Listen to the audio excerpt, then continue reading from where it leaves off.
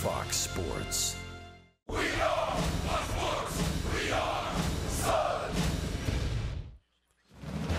For the second straight night, the Rays offense was stymied by Milwaukee's pitching staff, leading to back-to-back shutouts. Today at the Trop, Evan Longoria and crew look to get back on track and take the finale of this interleague matchup. It's the Rays and the Brewers next.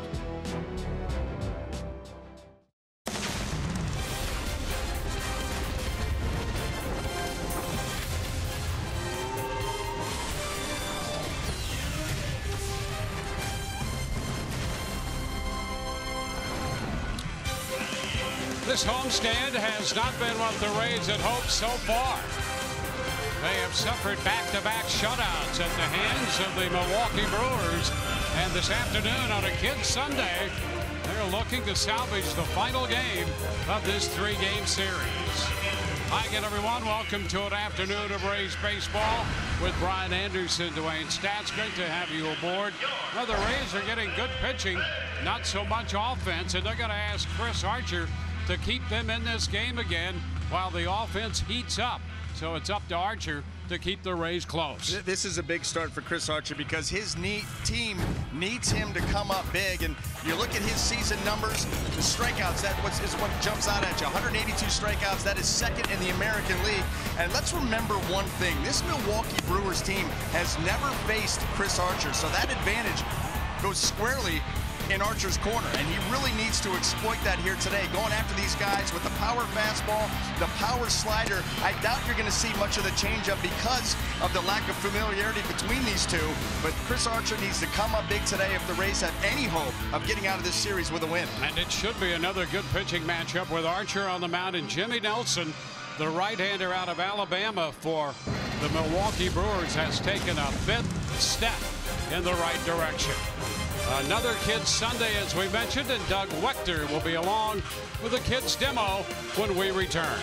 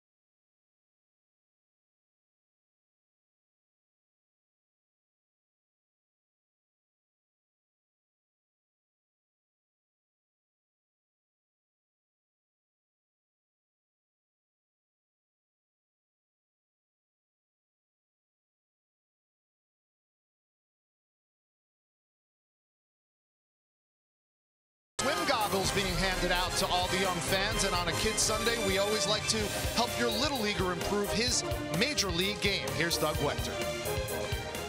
Thank you, Rich. Today is a perfect time to talk about holding base runners on with this aggressive Milwaukee team. They've got 93 stolen bases, leading the NL. And so what Chris Archer is going to have to do is minimize the base runners, minimize the stolen bases. A couple ways to do that. First of all, look the runner back on first base. Don't just glance over there and come set. You want to come here. You want to actually turn your shoulders, look to see where he's at on first, judge his lead, and then come set. All right, I have not taken my focus off the base runner yet to look at home plate. Once I understand that the base runner is not moving in my peripheral vision, that's when my focus goes toward home plate, and that's when my pitch is getting delivered. Second thing you can do is go to a slide step. A slide step is something that is a modified technique out of your delivery. If your regular delivery out of the stretch is your leg kick goes up to the waist and then you go home, a slide step is a variation of that. Instead of going all the way up to your waist, your leg is only going to go an inch, 2 inches off the ground, and then go forward. And that quickens your delivery. It gets the ball out of your hand faster, so the catcher has a chance to throw the base runner out at third or second. Last thing you can do, vary your times to home plate. When you come set, don't just come set and hold the ball for 3 seconds every single time and then throw home. A base runner is going to notice that, and they're going to get big leads off you and get good jumps off of you. Instead, come set, maybe come to a pause, throw to home plate. Second pitch, come set, hold the ball for 4 or 5 seconds. There's no time limit. Hold it for 4 or 5 seconds, then go home. You're varying your times. That really does mess with the base runners and even the hitters. So those are 3 cues to see today. Watch Chris Archer go do that against this aggressive Milwaukee team. Thank you, Doug. And Chris Archer hopes to be the stopper of this 2-game losing streak. It'll be Game 3 of this interleague series between the Brewers and the Rays. Dwayne and B.A. with the call coming up next.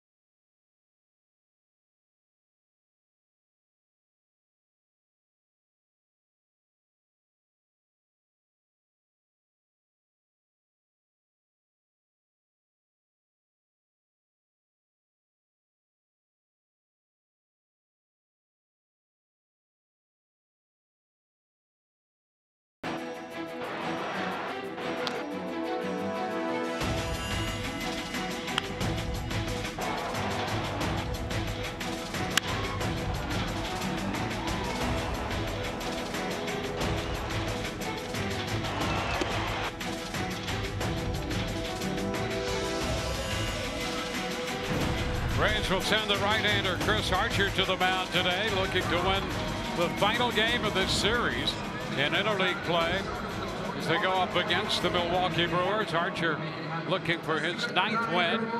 And the starting lineup today presented by your Southern Ford dealers.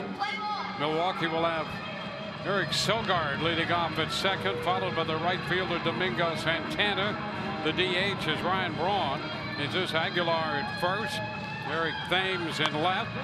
Hernan Perez is the third baseman. Manny Pena is the catcher hitting seventh. Keon Broxton in center field.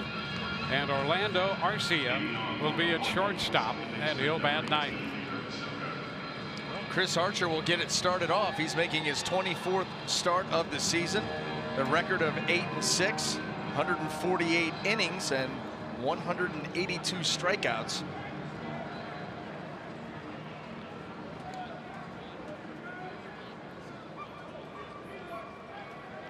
So here is Sogard to lead it off. Hitting .283 on the year. And the first pitch of this game is a strike call. So we're underway. The Brewers come in 59 and 53. The Rays are 57 and 55. And strike two, a fastball from Archer. We could see here in the early going, as we saw the way that they pitched Sogard in last night's ball game.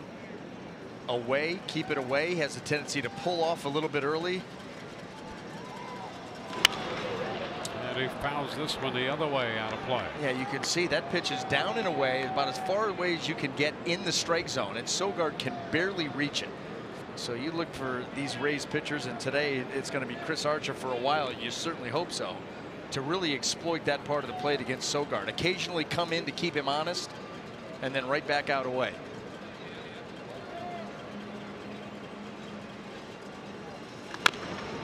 Bounces it foul. Well, this Milwaukee ball club, when you look at their situation in the National League, the Brewers start today a half game behind the Cubs in the National League Central. They're actually closer to first place in their own division than they are in the wild card race. They're 5 games back of Colorado and Arizona in the wild card race. And there's a cut and a miss. Sogard out on strikes, had him out in front. Yeah, he got him thinking in with the slider. You react quickly to the hard slider, fouled it off, and then goes back out with the changeup. Kind of wondered how many changeups we're going to see from Chris Archer today, because this is a lineup that he's never faced before. They've never seen him, but that was a very good changeup. Threw that one with conviction. Domingo Santana. First pitch is a strike.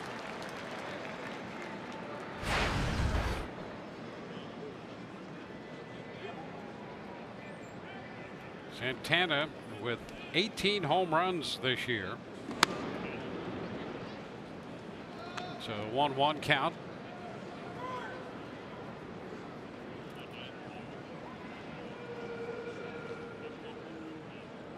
Last outing for Archer on Tuesday in Houston. Cut and a miss. Right there, that pitch darting away from him. And that was an awkward cut and a miss. Domingo Santana right now not doing a very good job of picking up that slider from Chris Archer, and you'd expect him to go right back to it based on that last swing. He's just not seeing it. It's 2-2.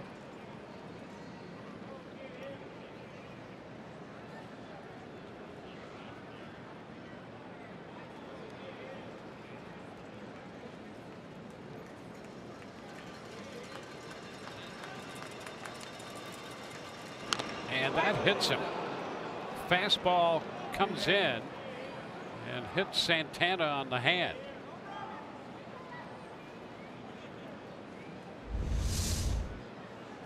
Very rarely do we see Chris Archer come in on purpose. And you can see Wilson Ramos is set in there, so that's what they wanted to do. Maybe this is a reason why you just don't trust yourself. That ball runs up and in, and it got Santana right on the wrist. Mid upper 90s fastball. Just hope he's okay. The 5th batter hit this year by Archer, and Santana appears to be in considerable pain after being hit by that pitch. You got that soft underbelly of your wrist exposed, and that fastball, very hard, a ton of velocity. You could certainly understand how this is not going to feel very good. Oh man, rattles the whole forearm.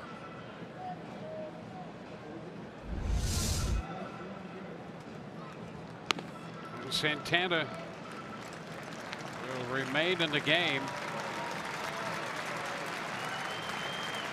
He heads to first base.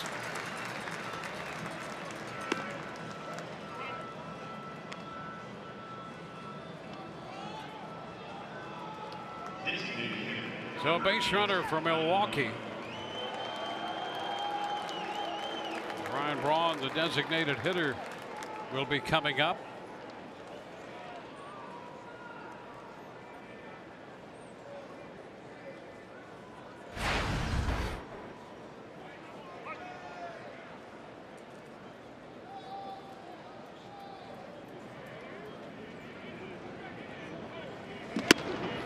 Fastball away from him. Strike one.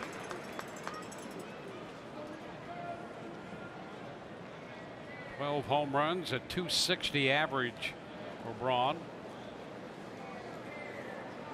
Thames has been the DH in the first two games. Thames will be in left today.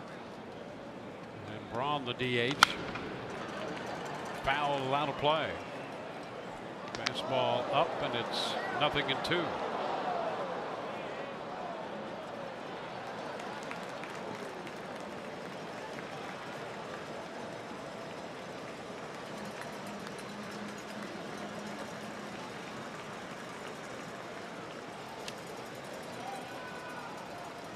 Braun 0 for 7 in the series. Victimized on a great catch by Smith in the first game in center field. It's down and covered up by Ramos. Yeah, he's hit some balls on the nose in the last two ball games and has absolutely nothing to show for it. The play you're talking about, he lined out to Alex Cobb, he lined out to Brad Miller at second. You're going to keep telling yourself eventually they're going to start to fall in. You keep making solid contact. Yeah, from a hitter's point of view, all you can do is hit the ball hard. That's it.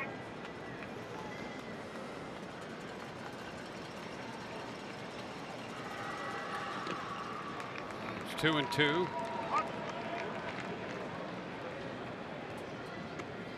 The Rays dropping the first two games of this homestand.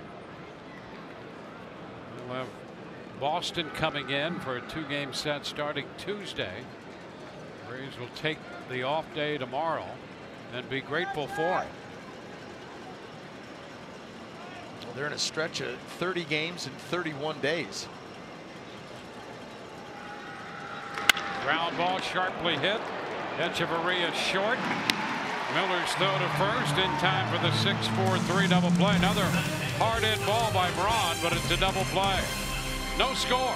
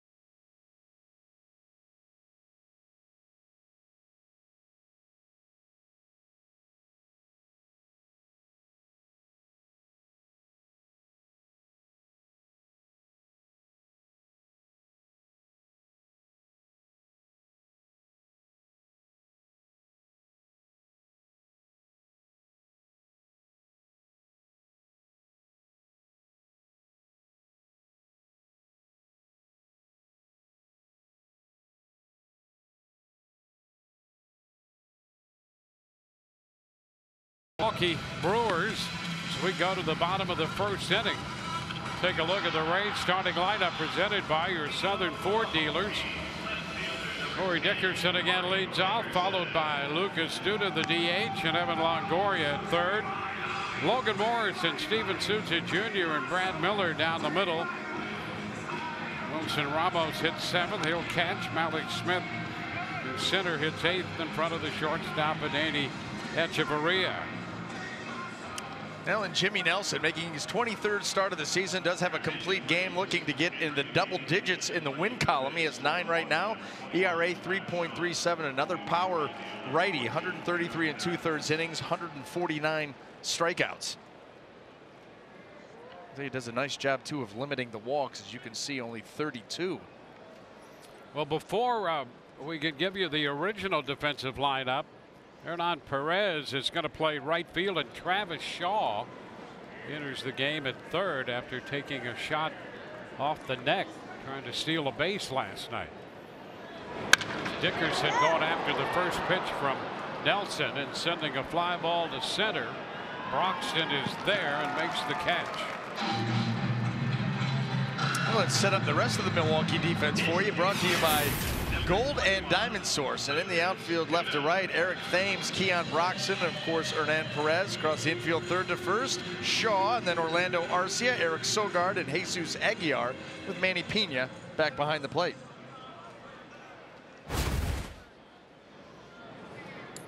Well, there's Shaw. Last night left the game early, suffered a contusion when that ball hit him in the neck. The throw down to second base, and fortunate that that's all it was. 1-0 the count to Duda. I'll tell you what, even so, what a gamer. Yeah. You know, this is day game after a night game. He rolls right out of bed and says, hey, Craig, Counsell, I can go. Yep. Yeah. In a way, surprising to see him out there, because it looked serious for a while, but they checked him out, and at this point, a contusion in that neck area on the left side, just below the ear, and fortunately missing the skull area. 1-1 to count on the Rays DH. 1-2. Handful of Rays with at-bats here against Nelson from their time in the National League. Due to one of them, he's 1 for 7 against him. That hit a home run.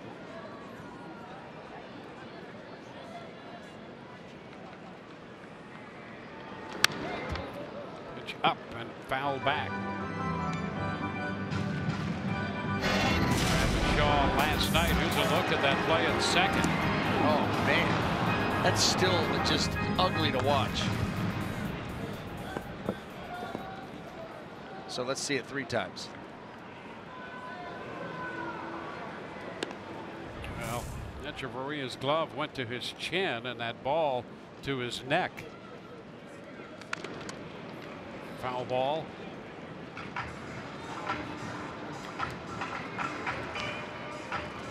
One out, nobody on. Nelson last year 8-16 with a 462 earned run average, 9-5 this year with a 337. And his command has taken a big step in the right direction. He's cut down the walks, more strikeouts this year,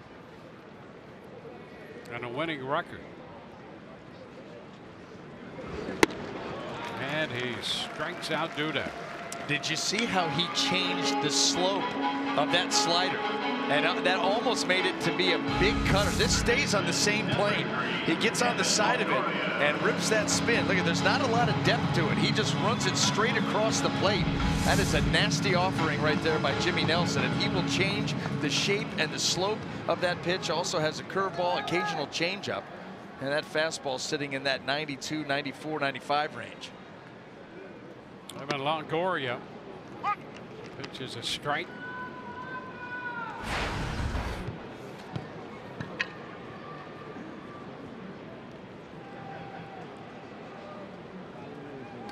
Ground ball, that's headed to short. Scoop and the throw in time, and the Rays are up and down in order. On to the second inning, no score.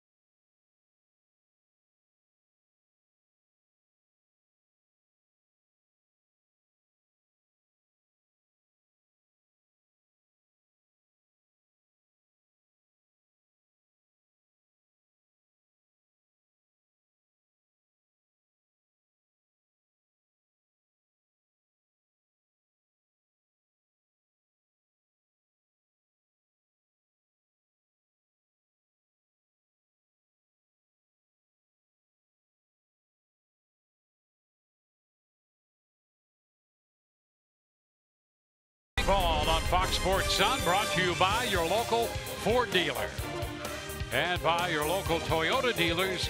Let's go places. Kids Day Sunday at Tropicana Field, where the Rays and the Brewers square off. Moving on to inning number 2. Jesus Aguilar leads it off, then Thames and Perez to follow. Chris Archer on the hill.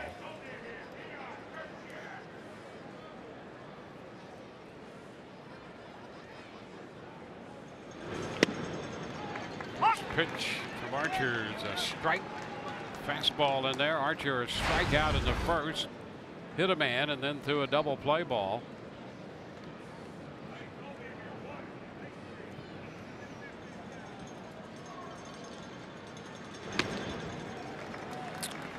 Two and a big miss on the slider there. We've seen that before from Jesus Aguilar. I think that was Jose Alvarado's slider.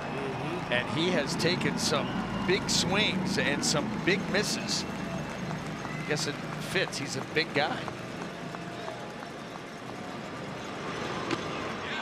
Did he go? He checks, says Eric Cooper. Boy, if he did, it was not by much. He really starts to go here. Hey, boy, oh boy, you're knocking on that door. Yep, right out there in no man's land.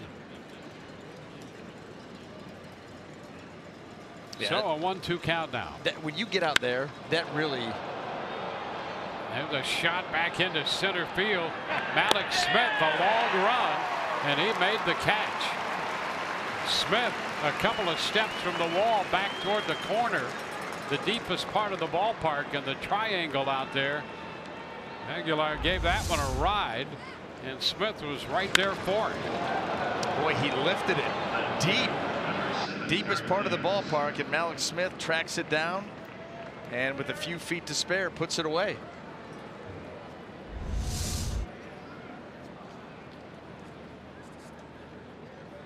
Here's Eric Thames. The ball, no strikes.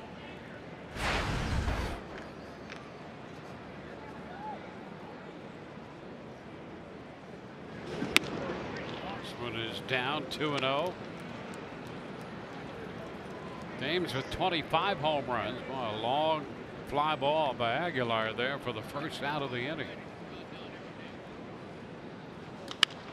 Thames lifts it into short left. Dickerson will be there to make the catch. 2 up and 2 down. Well, let's quickly set the Rays defense for you. Brought to you by Gold and Diamond Source. And in the outfield, left to right, Dickerson, Smith, and Souza Jr. And across that infield, third to first, Longoria, Echeverria, Miller, and Morrison. Wilson Ramos gets the call today behind the plate.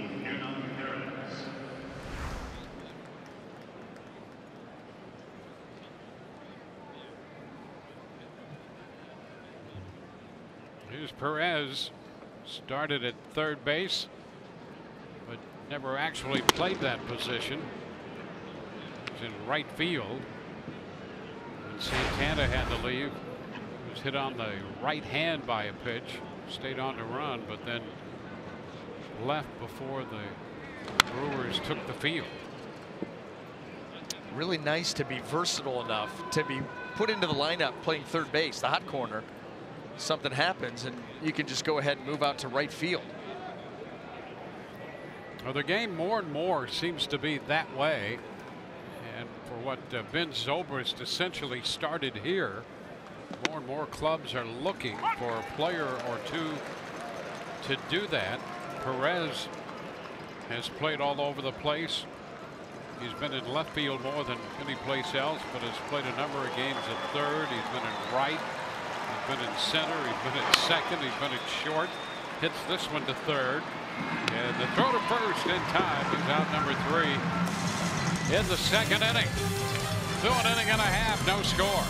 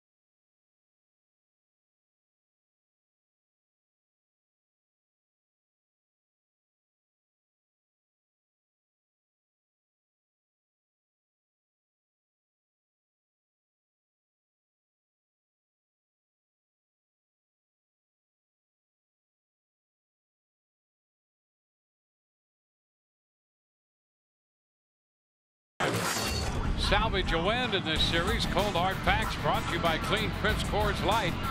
And to start with, they could score a run. How about this? The last 2 games, hitting 200 with 18 men left on base. That's what jumps out at you. It's not like the Rays have not had their opportunities. That's a runner left on base every inning of this series. And so they've had guys out there just have not been able to get them in, get the big hit, and that leaves them not on the scoreboard. Yeah, and here is Logan Morrison to lead off the second inning, counting those 18 innings and then 2 innings to finish off the road trip. In the inning right now, the Rays have gone 21 innings without a run. Club record is 31. They're not going to get there. Let me assure you. This team will score some runs. There's no doubt about that. It's been a tough couple of days and a lot of different factors involved too. 0-2. I think that game 1 of this series, the team looked tired. You know, got in really late after a long road trip. You know, 2 4-game series, a 4-game series at Houston, all night games. That'll take it out of you when you get in that late. And they look like a tired team. And then you combine that with the pitching of Milwaukee, Woodruff, and then Davies last night. Perfect storm. 0-2 count on Morrison. ball, 2 strikes. Rays actually did not bring that up and would not use that as an excuse, but I think that's just a fact. You play a night game, then travel, get back in 4 o'clock, 4:30 in the morning, and then play again without the day off. I think it has to affect. I think it affects your hitting more than anything else, any other part of the game. Yeah, usually, you know, in situations like that, they'll fly the starter ahead. So he's well rested. He's ready to go. Yep. But this is August, the dog days. Yep. And you've got a 4-game all-night series. Like you said, you get in at 4:30, have to crank it back up and play this sport at the very highest level in the world. You know, there's going to be some lag. And it looked like a tired team. They looked tired. It fit. And last night, it was Zach Davies. Zach Davies just flat out out-pitched the Rays lineup. The shot up the right side, foul, out of play. Yeah, you're right. Davies pitched very well last night. The Rays, though, did have an opportunity against Barnes in the 8th. Left the bases loaded. Davies winning his 13th game. There's a reason he's 12-5 and now 13-5. I'll tell you something. Guys that don't have elite stuff, and this game is full of starters, relievers, you name them, that have elite, 95, 97, unbelievable breaking balls. There's a base hit served the other way into left. And Morrison with a leadoff single. But the guys that pitch like Zach Davies, like Alex Cobb, like Jason Vargas, the guys that don't have the elite stuff as far as the fastball goes, but what they do have is they've got pitchability, and they've got 3, 4 different pitches. They can move around the strike zone, change speeds, and when they can do that effectively and they're hitting their spots, offenses today are ill-equipped to handle it. They're used to seeing guys out there, power guys that may not always know where the pitch is going, and they just kind of lean back and they try to elevate and get a mistake and hit it. But when they get a guy that can move the ball in and out, up and down, change speeds, and he's executing, they don't have an answer for it. The adjustments don't come as quickly as they used to. The ground ball right side by Souza. Sogard's going to have to go to first. Close. Safe there. Aguilar couldn't stay on the bag, and that slow roller gave Souza a chance to leg out an infield hit. And that's what he has. Morrison goes to second, first 2 men on. Boy, it looked like, you know, Sogard, could he get more on the throw? That's the only chance he has. And he just is throwing across his body, moving at an odd angle, and he just can't get enough there. And Souza Jr., credit him for the hustle, clearly there. And here's your inning. It's time. First 2 men aboard. Well, that's the thing about this club. They continue to play hard. And I think you're right about the first night in here. Hitters can look tired. Doesn't mean they're not trying hard. They're not giving you the effort. They're just tired.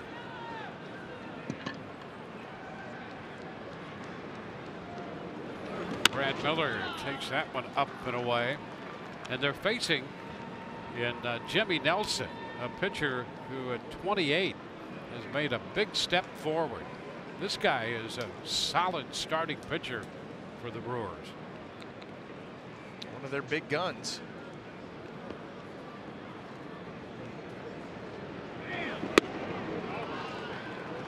Two 2-0. Big reason why the Brewers are in the position they are. We'll take a look at this run in 13 games. 7-2. Opposition hitting .240. And he's walking way fewer. And in that stretch, as you just circled there, you highlight very few walks. Whoa, way wide there, and that almost took Pena's mitt with it. But the action on that pitch, that ball took off. I mean, took off. 94 miles an hour, 2-seamer, and watch that thing go. Jeez, that's like a wiffle ball.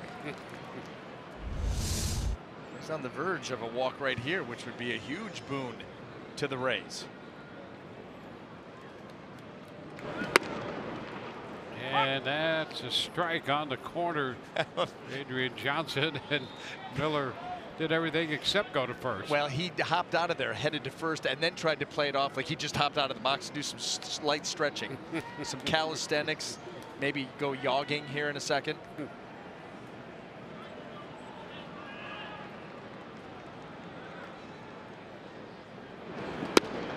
And there you go. Yep, now he yogs to first. Yeah. Made sure that time.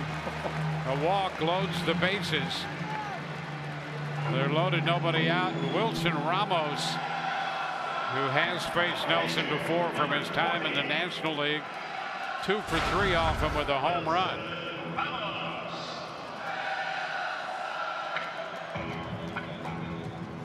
Ramos right now in a 5 for 40 stretch.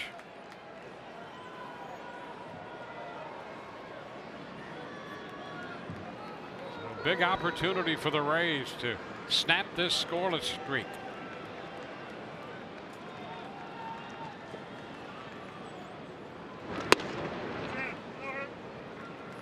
And that's a fastball missing, ball 1.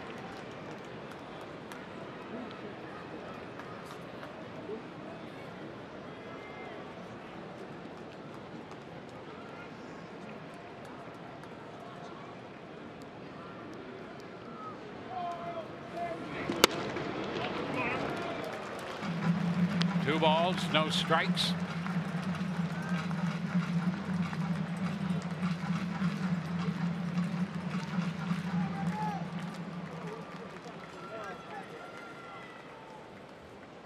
Ramos way up in the count.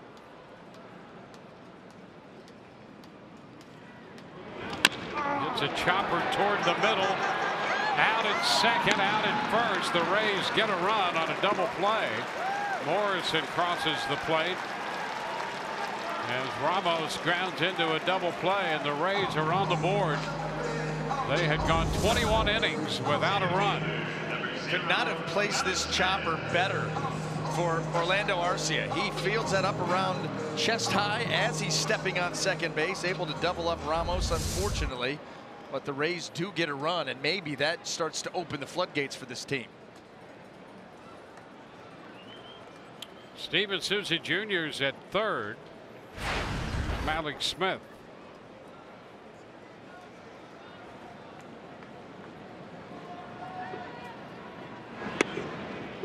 And he takes a strike.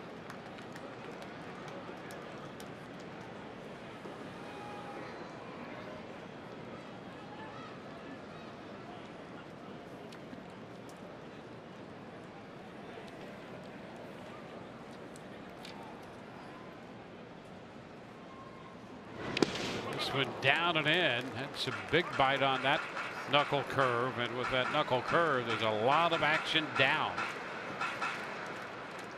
and Malix is down in the count 0-2.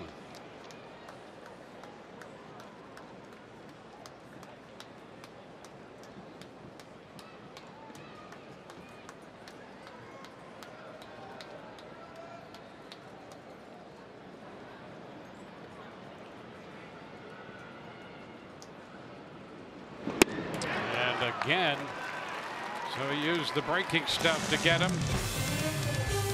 Rays settle for a run, but they're on the board and lead 1-0.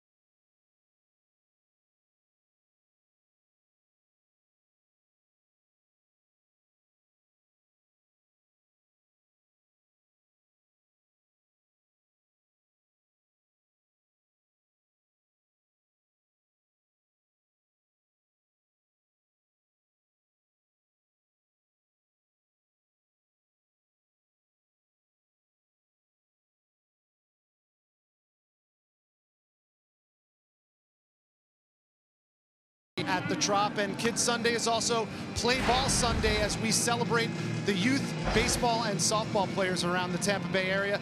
Today's group at Tropicana Field is the Pro Youth Foundation out of St. Petersburg. We're surrounded by the kids and Coach Carl, who runs this organization. They've been around for 6 years, Dwayne, doing a great job in the Tampa Bay area. And wouldn't you know it, one of their own is in action this series. Keon Broxton, the Milwaukee center fielder, Lakeland product, he came through the Pro Youth Foundation. If you want to nominate your group, go to raysbaseball.com/playball. Yeah, and when you think about pro athletes and baseball players, this area certainly produces its great share of athletes who make it to the big time. You know how many times? A little tap down to Longoria. Pinu's out of there on the first pitch.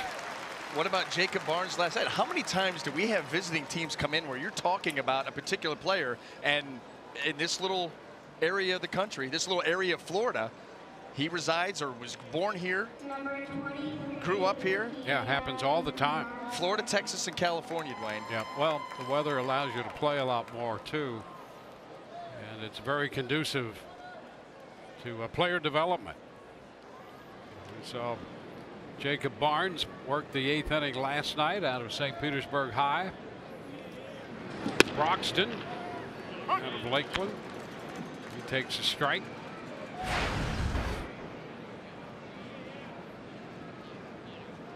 Broxton back up from a stint in the minor leagues. 14 home runs, hitting .221. 1-1 the count. Bottom 3 in the order. Archer hit a man in the first, then threw a double play ball. A 1-2-3 second inning, and the first man retired in the third. 2-1 to Broxton.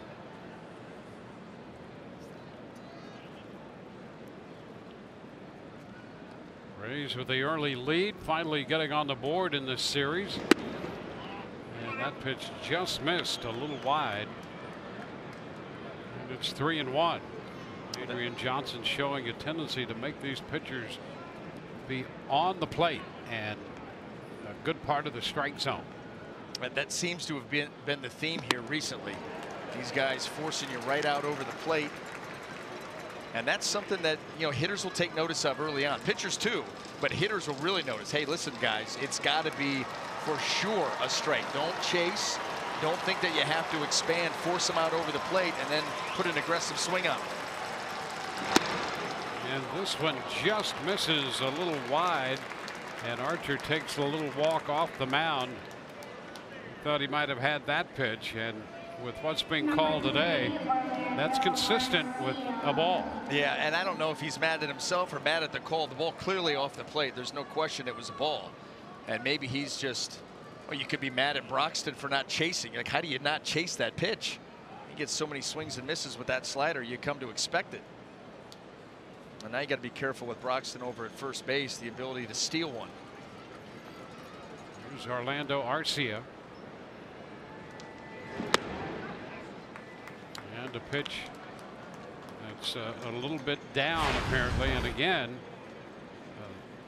a pitch close, and in some cases with some umpires back there, a strike. But yeah, everybody not this time. Get nice and comfortable. Settle in. It's 2 near misses in a row that have gone as balls. Oh, come on now. And again, so it's 2-0. Yeah, well, this is where it really starts to border on the Cash, Counsell. There's going to be some chirping start, because whether you're on the Rays side right now wondering what's wrong with those pitches, or flip it around, it's going to happen over on the Milwaukee side too. You're going to get some chirping here at Adrian Johnson. Big lead by Broxton, and I think Chris Archer kind of sensed that. You know, right-handers, when they're trying to hold a runner on, they're looking over that left shoulder. And sometimes the line of sight, they don't see everything that they'd like to. But you know where, in your peripheral vision, where that guy should be. You kind of see a, you know, the shadow of him.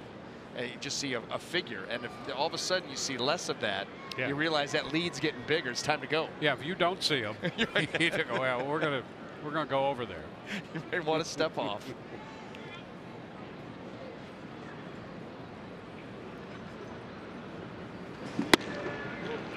And there's a strike on the outside corner.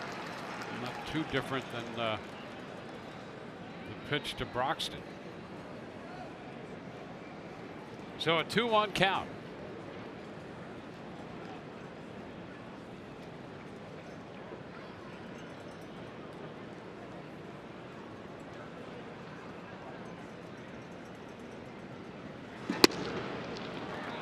And out there again, and that's a strike. And right now, up to this point, Orlando Arcia giving that pitch away. The last two have been called now. So you've got that bottom corner just peppered with pitches. 2 for you, 2 for them.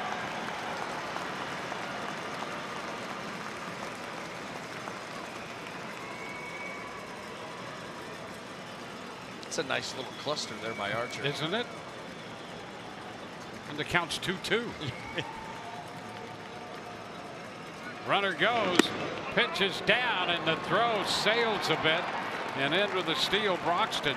That's 19 for Broxton on the year. Well, you knew that was a possibility, and that might be another reason why Archer was not real happy with the walk. Now all of a sudden you've got a base stealer board, a big lead, and boy is he quick. Quick twitch. Overslid the bag. He got down there so quickly. Well, you could see him really emerging into an elite base stealer. His long strides and speed. Yep.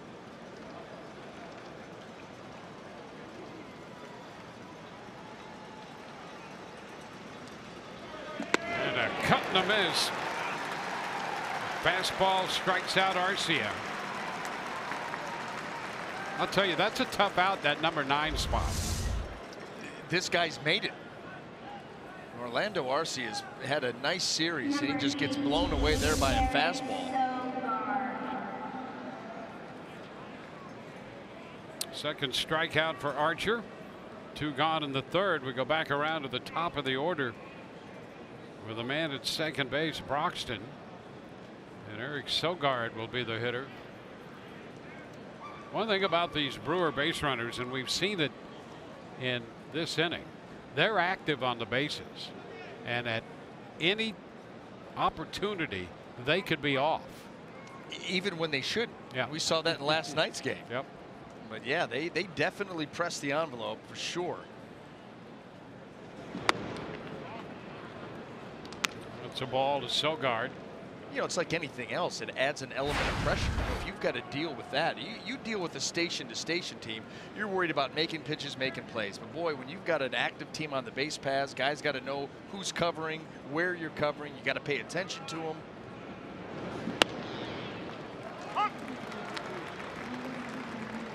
1-1 to count.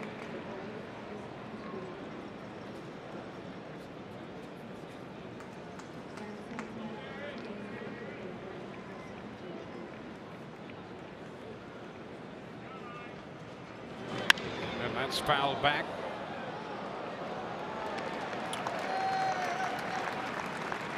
One and two.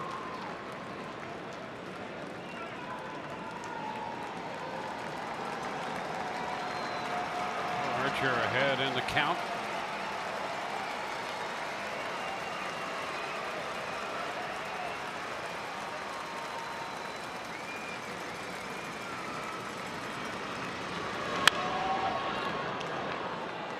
Fouled away.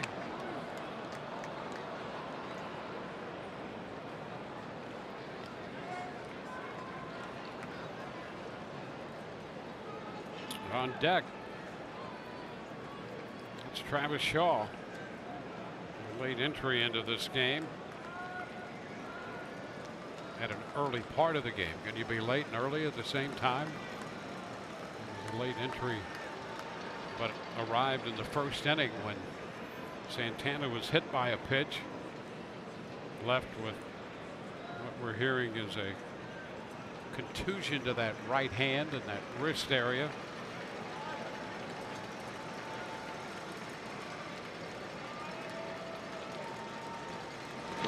Into the dirt, and it's stopped by Ramos. You know what, Dwayne, in thinking of it, it's kind of how I show up every day for a game. I'm late for the production meeting, and I'm late for when I'm supposed to be here, but I'm early in the sense that I do get here before the game starts. Gotcha. Yeah. So there you go. You can be late and early, and I try to do it every day. And you do a great job. One thing. All we ask for is consistency. That's it. Yeah. That's it, and that's what I'll give you. 2-2 and a liner going to be caught by Echeverria to retire the side. Man left, and we go to the bottom of the third. 1-0 Rays.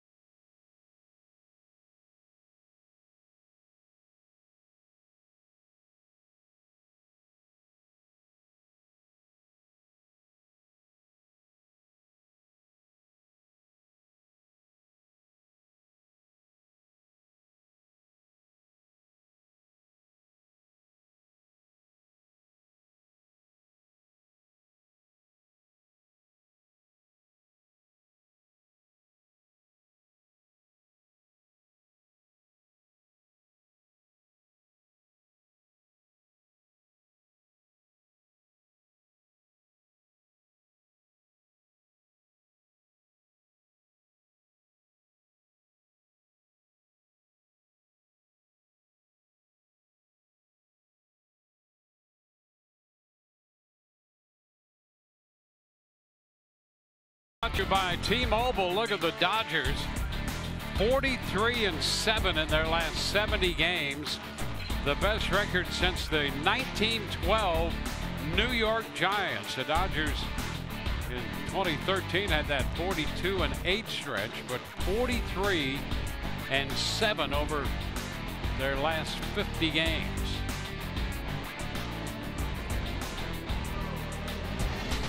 What a stretch.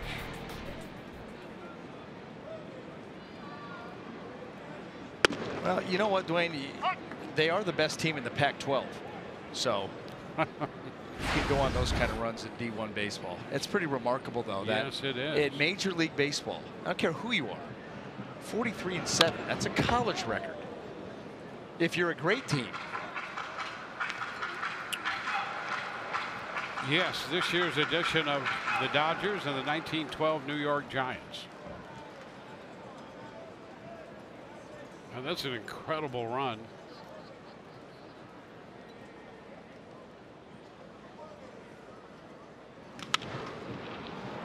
Well, even foul ball out of play. You know, interesting. Not that it really means anything, but and I don't know why my mind is cluttered with such knowledge. But John McGraw was a manager of the Giants, the New York Giants back then. And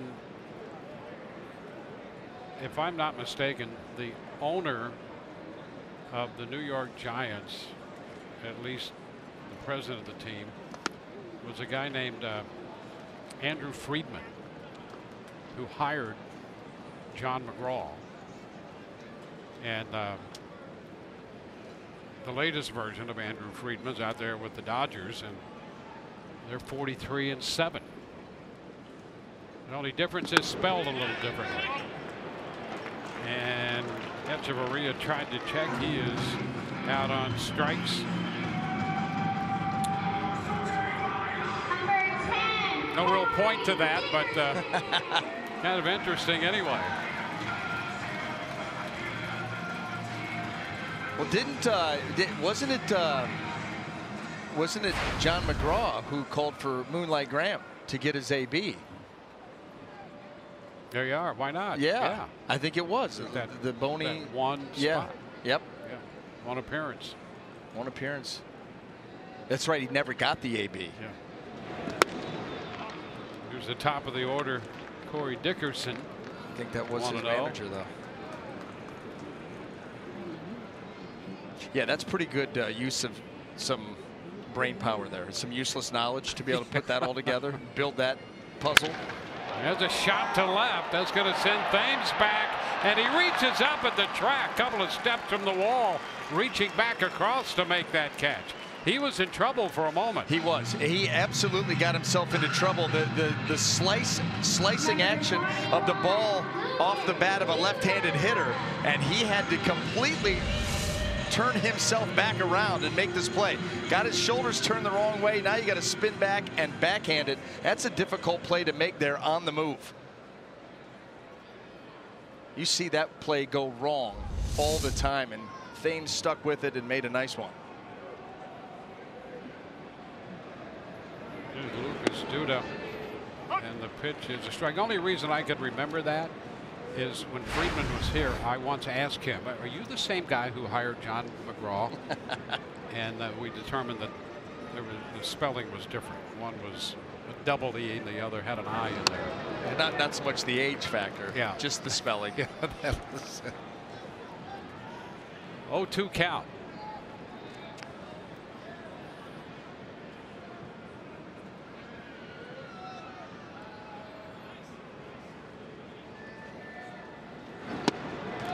Cut and a miss.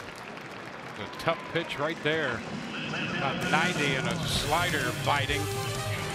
So we go to the fourth. The Rays lead through 3, 1-0.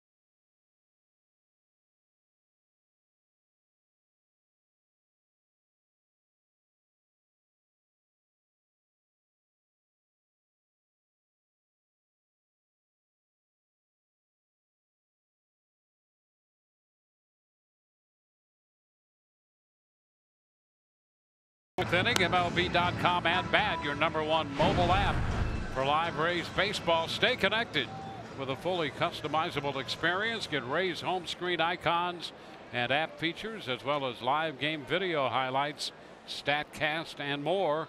Download MLB.com at bat today.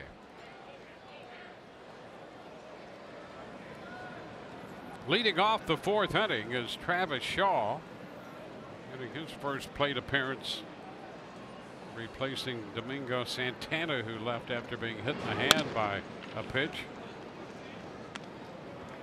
Well, I'll give this to Chris Archer here in the early going. We're seeing the changeup a whole lot more than I thought we would. A lineup that hasn't seen him. Travis Shaw, familiar with Chris Archer. Most of these guys are not, and yet he has, especially to these left-handed hitters, has sprinkled it in there quite a bit here early on. I think that's hugely important when you look over the course of his career, to have that third option.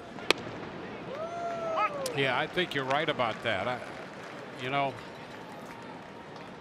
these guys know Archer. Obviously, they're going to scout him. They've seen all the video, and there's a difference between just knowing what he throws and seeing him on video and actually facing him. But they do go up there with a mindset that he's heavy slider, fastball, and sometimes in that order.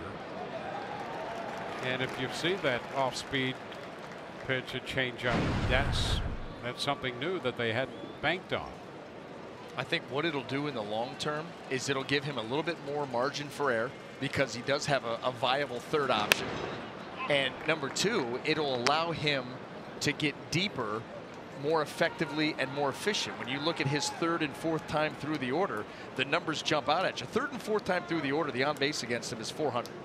Well, how many great pitchers, starting pitchers, do you know who've done it with 2 pitches? I can name one off the top of my head because I got a chance to play with him, and that was Randy Johnson, and that was for a time, but that was a completely different level of 2 pitches. Yeah. And then, by the way, as his career continued and he got a little bit older, he did develop a split changeup to go along with it to take some pressure off. But this guy threw 100 with the slider that broke 6 feet. The base hit into right, leadoff single by Shaw. He could do it. It is because essentially what you've become is a bullpen guy that's going to try to start and get deep into a game. That's a tough ask. And for as effective as Archer has been, you got to tip your hat to him doing it with just 2 pitches. But that third pitch, that then takes you to that next level. You know, there's sometimes, I mean, you're not always going to throw the pitch the way you would want it to be. You're a human being. You're going to make mistakes,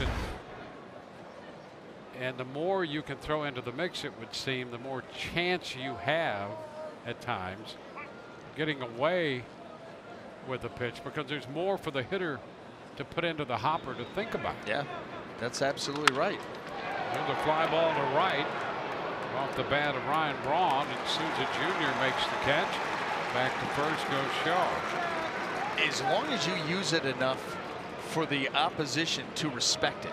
You know, if you just sprinkle it here or there, they'll still disregard it. He doesn't throw it enough for it to be an effective pitch, so we're still going to discount it. You've got to be able to get some outs with it, you know, get back into some counts with it, use it to get ahead of some guys, and now that's a pitch that they've got to factor in, and that's where then all of a sudden it does give you that little bit of margin for error. 1 on 1 out in the 4th inning. Here's Aguilar. Hit the ball deep to center in the 2nd inning, and Alex Smith got back there to make the catch.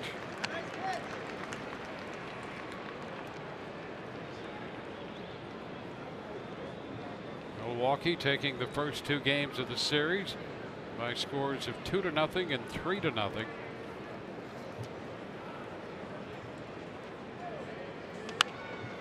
And a check swing foul ball on that fastball riding up and in. Advances the count to 2 strikes. By the way, how about this, Dwayne? Just wrapping up that Dodger talk. Yep. They've got 55 games left in the season. Only 22 against teams that have a winning record. Wow, how about that? You could threaten 116. Yes. That's amazing. Yeah. I mean, when you factor that in. Yeah, 40%. Against team, and you know, you've got a winning record too, so it's not like you're playing juggernauts. You're the juggernaut, but you're playing a lot of losing teams that will be retooling in September. Ground ball back at third, backhanded pick up by Longoria, and a long throw. He gets him. Up to second goes Shaw. That's a great play by Longoria. Once he got there, he had time with Aguilar moving down the line, and he got him. So he could float that throw and be accurate with it, and it allowed Logan Morrison to take the kind of hop that he wanted to. He gets rid of it quickly, and he's just get it over there accurately. And then Logan Morrison just backs up and plays that right off a high bounce for the 2nd out. I'll tell you, Evan Longoria, it has been a pleasure to watch him, especially from up at our vantage point, and his feel for the position. Yeah, every day he's fun to watch do something at third base. Eric Thames looks at a strike.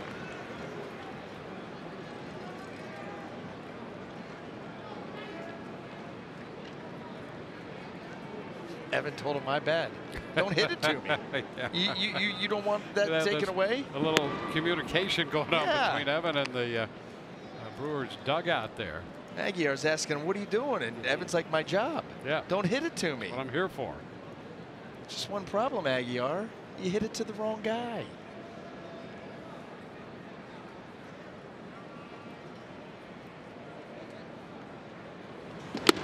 Cut and a miss. 1-2.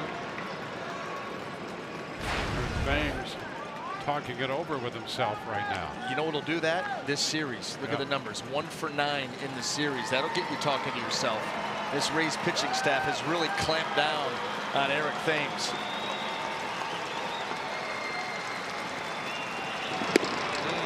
He takes one close right there again. Come on. And boy, you'd love to see that pitch, and that's been problematic down there. Adrian Johnson, this is a chance for you to shine. It's a chance to show your ring up. And you're not even having to go outside of the zone to do it.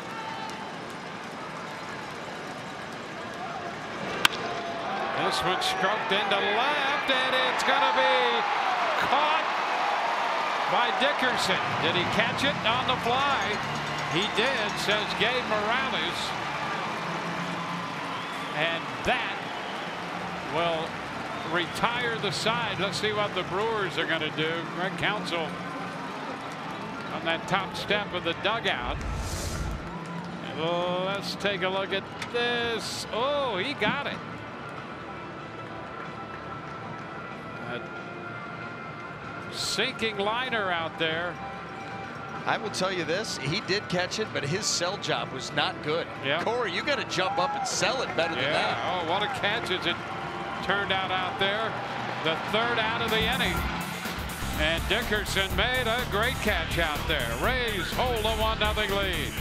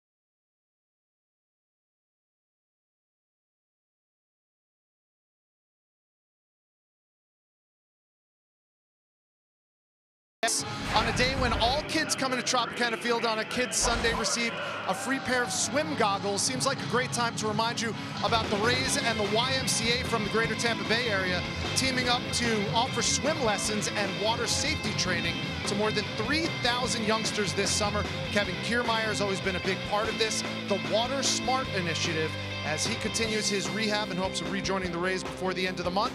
He's doing great things in the community, guys. Well, here we go on to the bottom of the 4th inning.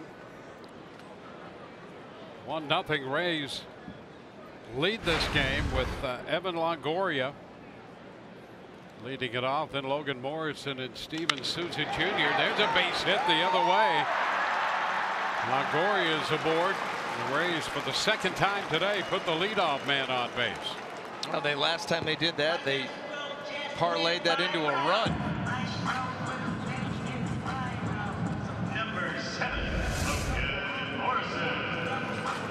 Here's a fastball. Here's a start. Down and away. Nice job by Evan. going down and shooting that ball the other way. That's a pitch where the guy on the mound wants you to try to pull that, roll over it, get him a nice ground ball to start the inning, but you can stay back and let that ball travel, trust your hands, the mechanics of your swing. You can do what Evan did. And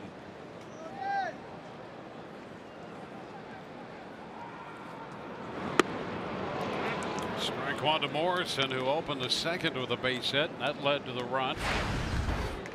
The Rays trying to build an inning here with a leadoff single from Longoria.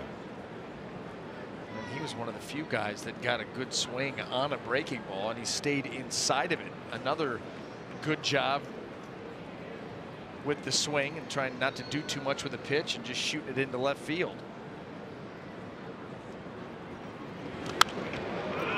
Foul back, going to reach the upper deck. Souvenir up there, and the count is 0-2. How about this shift? So Travis Shaw, who is the only guy on the left side of the infield, is now going to head all the way over to true second base. And you push Sogard up the middle, and you get Arcia back over to his position. That was quite the shift there by the Milwaukee Brewers. Well, don't forget, Morrison had a base hit to left his first time up. Down 0-2.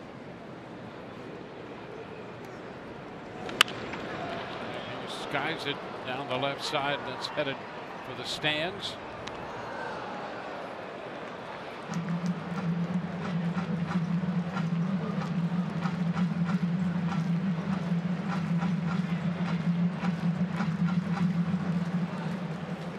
Souvenir there. Yeah, and the Carl Crawford t-shirt has held up nicely. I mean, you can see it's a little worn down.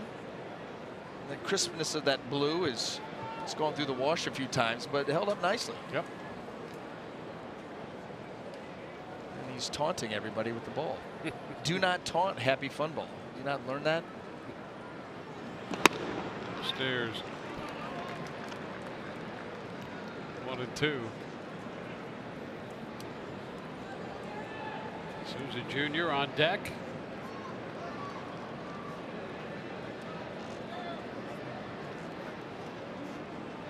In the bottom of the fourth.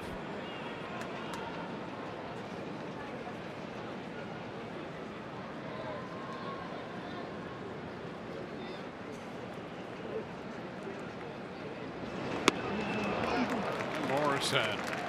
Strikeout number 4 logged by Nelson. You see how Nelson at times will throw that breaking ball with some depth to it, and then all of a sudden he'll come with this slider that stays on the same plane. And really, he just kind of cuts that ball. It's like a giant cutter. And he's gotten a couple of swings on that pitch that doesn't have any depth to it whatsoever. And that's how he's able to mix his breaking balls between that slider. I don't even know what you'd call it. I guess you'd call it a slider, whatever he wants to call it. And then, of course, the curveball.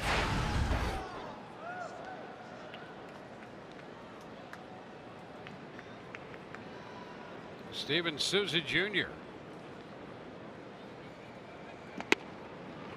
There's a fastball for a strike on the outside corner. Well, so far, most of the time you're getting that strike if it's up a little bit. But if you go down, that's been a problematic call for these pitchers. Do you remember there was that talk of eliminating the bottom of the strike zone? Yeah. You think that's something there's a memo that's going out to these guys to start working on it? Because that has been the theme here. Down to third. Shaw to Sogard 1. First base out the call on the double play. We'll see. And Souza Jr. wants him to check that. Dwayne, I'm going right out on a limb. To the naked eye, he was safe. Yep. That could be wrong, but I'll never admit it.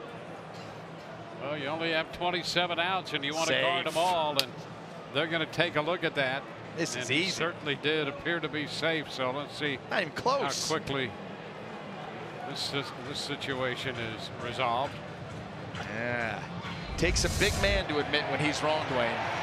I am not a big man.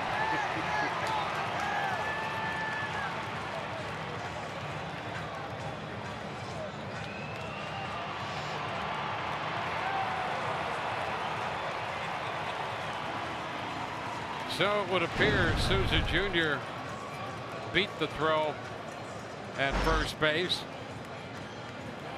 Jimmy Nelson stays on the mound, staying loose out there. So Longoria is forced at second. The Rays challenge the call. Put on the bag, and the ball just now arriving, and so it's a safe call.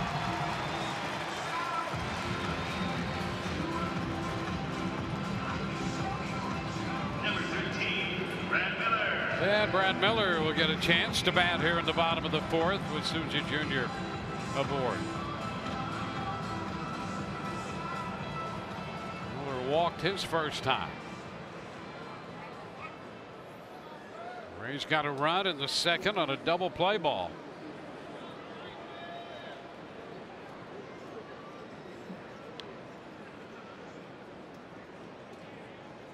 And Souza draws the attention of Nelson.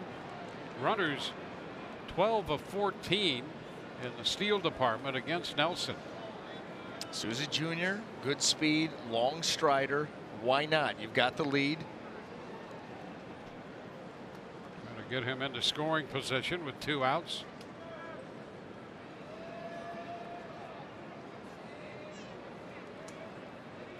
And again a move over there, and he's back in standing up. Pitch to Miller yet.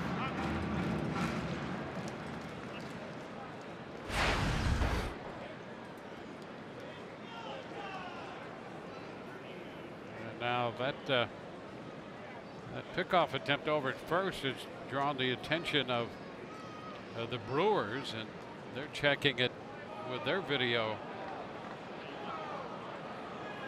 And counsel says nope. Do you like this version of baseball?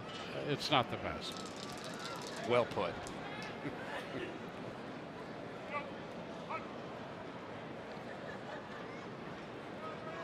We're waiting for the first pitch to be made to him in this at bat. Here it is. And a ground ball. That's going to go through into center field. Souza hustling his way to third. Throw heads towards second. And it's first and third.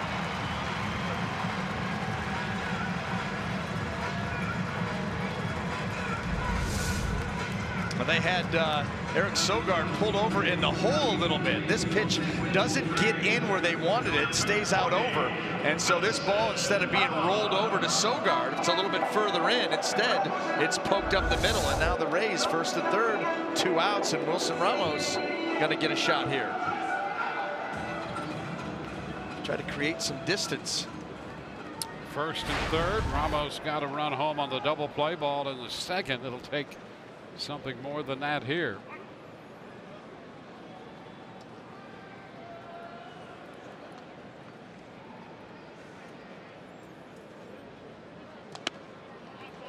Pitch is wide. 1-0.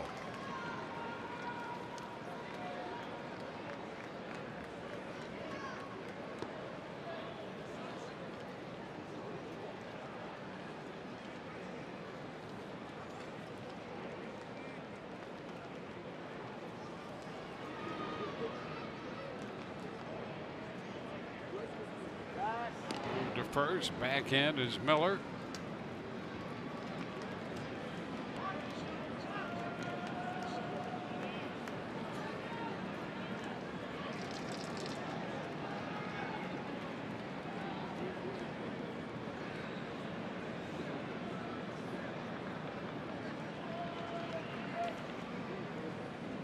Up and in. Moves him back. 2-0. Pitch has stayed up there.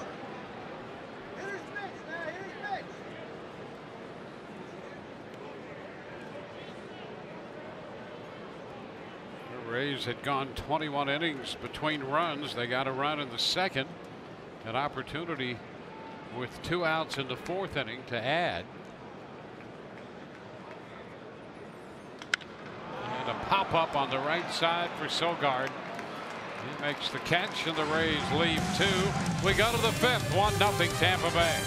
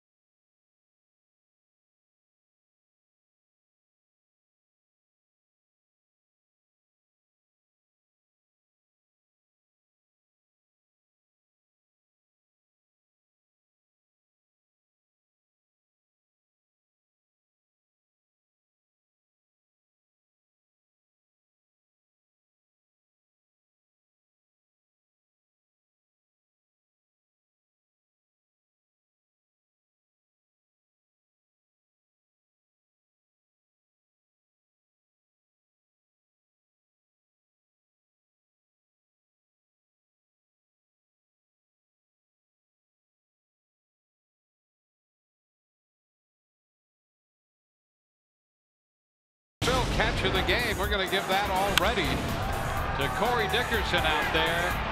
Great catch, and too modest to sell him. No, his sell job. Listen, I wasn't convinced. I'm not buying it. The replay says otherwise, but he's not selling it there. Yeah, that was a great catch out there in timely fashion. Boy, a saver too. Yep. You think about the catch isn't made, the game's tied, and who knows where the runner is, second, third. Yep. And I'll tell you, and Corey Dickerson, he's going to be out there the rest of the season. He has become your everyday left fielder. I think early in the season they looked at him as being more of a DH, but he has proven time and again, hey, you can put me out here and I'm just fine. Better than fine there. Foul ball back by Perez. Hernan Perez leading off here in the 5th inning with a count of 1-1. Well, Dickerson takes pride in what he does, and he's willing to work hard to get to the level necessary, and we've seen that in his time here in a Rays uniform. Hard over the winter. Boy, a game of constant adjustments, game to game, within the game, season to season. And let's not forget that draft is held every year, and there's a lot of players that come into this game, which means there's a lot of players on one end, at some level, that are leaving this game. Everybody's shooting for your job, so you better work hard. You won't be long. And that is strike 3. Perez out of there. It's the first out. Well, let's go back to Thursday. Why not? Another look saver. at this play. Yeah, Dwayne, that's another one. If that gets over his head, that game is tied. It's 5-3. Runners on second and third. Now all of a sudden you're talking about a 5-5 game, and who knows where that game ends up. He had to go back to his right, made a leaping catch. This one he comes in to his left. Nice sliding catch. Showing us he can cover left field, left to right, up or down. It's a great picture that you just painted. Strike cut and a miss by the catcher, Manny Pena. But it is true. It kind of is how we talk about Longoria. You know what I mean? The forehand, the backhand, charge it, glove, bare hand. Get a sense of the timing of the play, who's running, how hard was the ball hit. You got to be able to make all those plays, and that was, you talk about being overmatched in an at-bat. Yeah, that was quick work. The slider ended the at-bat. 2 up and 2 down, back-to-back strikeouts. He takes this one way off the plate. Just spin it, and it just keeps going. That bat cannot reach it. So 4 strikeouts for Archer. Keon Broxton, the hitter. He walked and stole a base in the 3rd inning. Pitch is down 1-0, and you're right about his speed. To watch him on the bases, it doesn't take him long to get to where he needs to be. He's got that same build of Byron Buxton. Broxton Buxton, same build, same type of speed, long stride. Yep. Of course, we're talking Byron Buxton from Minnesota, but very similar athletes.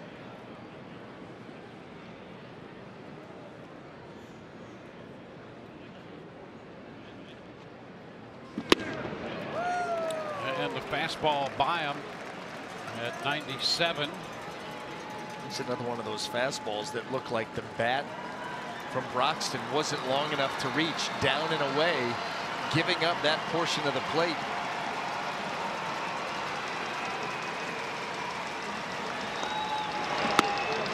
Upstairs, 2-2. Broxton originally selected by Arizona back in 2009. Went to Pittsburgh, got up briefly with the Pirates, and then last year with the Brewers. Swing and a miss. Well, a strikeout on the fastball. Archer strikes out the side to run his total to 5. He took care of Perez in short order.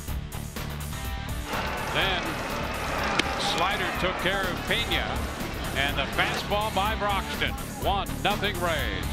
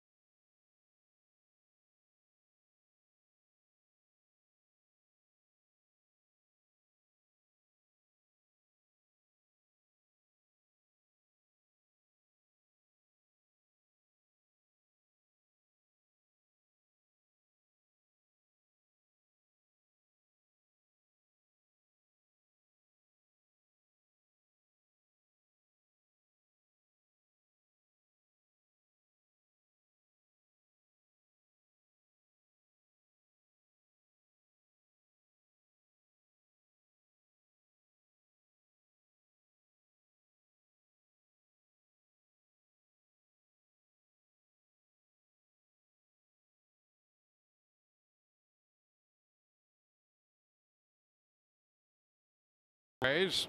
Echeverria and then Dickerson against the right-hander Jimmy Nelson. And more good pitching in this series. Nelson and Archer the matchup. And the Rays hold a 1-0 lead, picking up a run on a double play ball in the second inning. Smith taps it foul, strike one.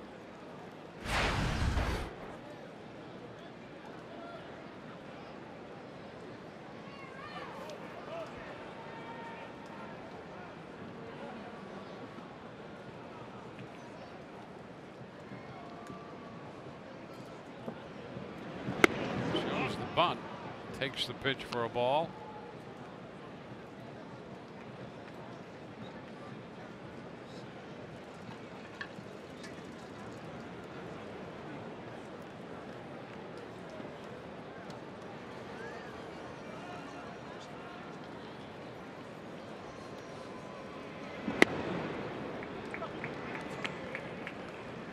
Two and one to count.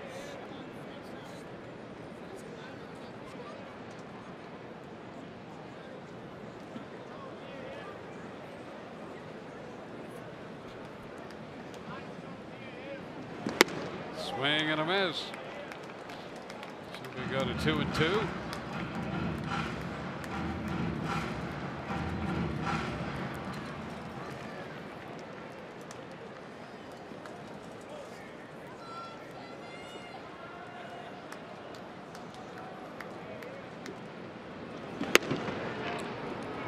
Wide now. 3-2.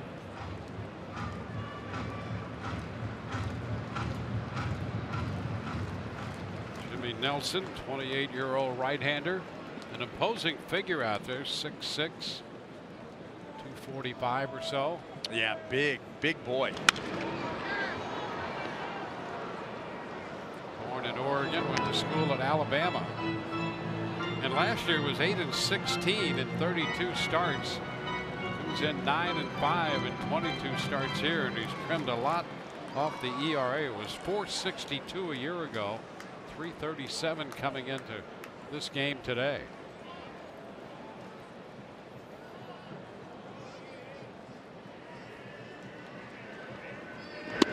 And there's strike three called. Alex Smith gave it a second look, but he's caught looking out on strikes for the second time.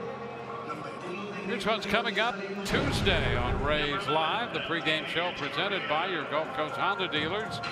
We'll hear from Austin Pruitt. He'll be on the mound with the Red Sox in town. And Orestes will break down Mookie Betts.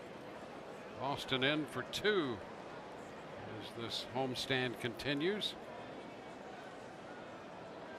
And Andy Echeverria, pitch to him is wide.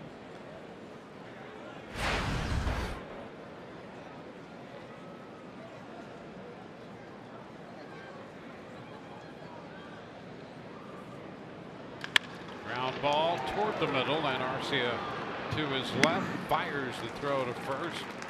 Took off a little bit, but Aguilar is a big target over there. Yeah, two gone. Fortunately, you're right. He got a little aggressive with that throw, and it was ended up high. Aguilar able to flag it down for 2 quick outs here in the 5th. And now you go into the shift. That's why you continue to see Orlando Arcia walking out towards right field.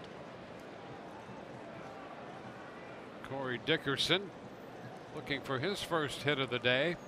Fly ball to center and a liner back to the track and left. Caught by Thames out there in the 3rd inning. So he hits again here in the 5th. Ouch. Strike one.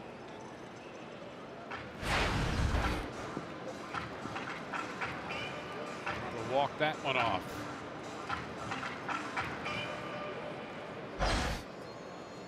Well, we've seen these starting pitchers here in this series, and Woodruff made his major league debut. Davies was very good last night. Nelson having a good year. And the starting pitching, one of the big reasons the Milwaukee Brewers are only a half game out in the National League Central. As we mentioned earlier, 5 games back in the wild card. So they figure they're going to have to win the division if they get any postseason play at all.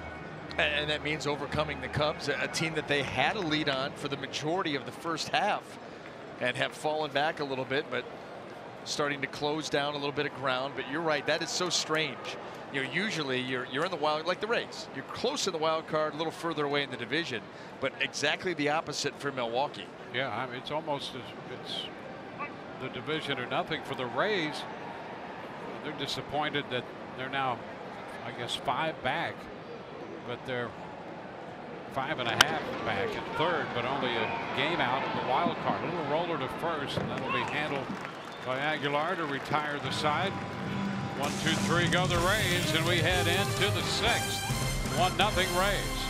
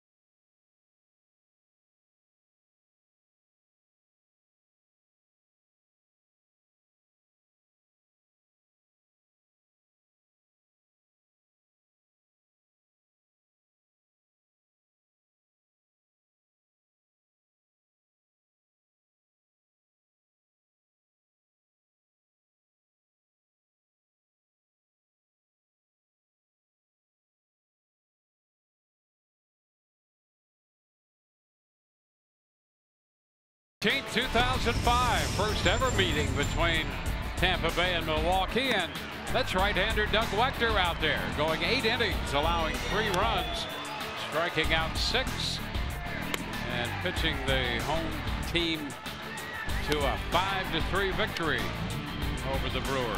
Dude, look at Hannibal Wechter, our very own Hannibal Wechter, manipulating the strike zone, which, by the way, is one of the all-timers as far as nicknames go. Hannibal Wechter. I love it.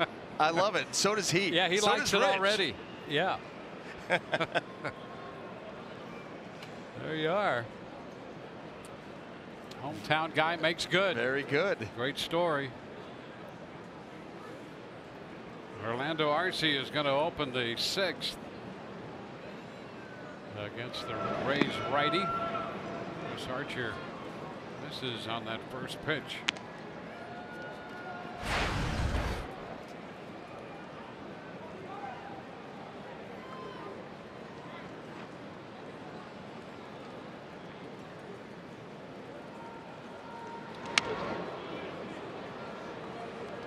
Two balls, no strikes.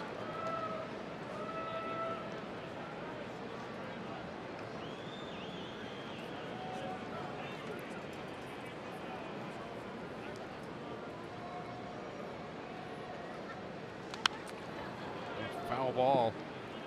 2-1. I'll say this for Doug Wechter. You know, he was locked in that game against the Brewers.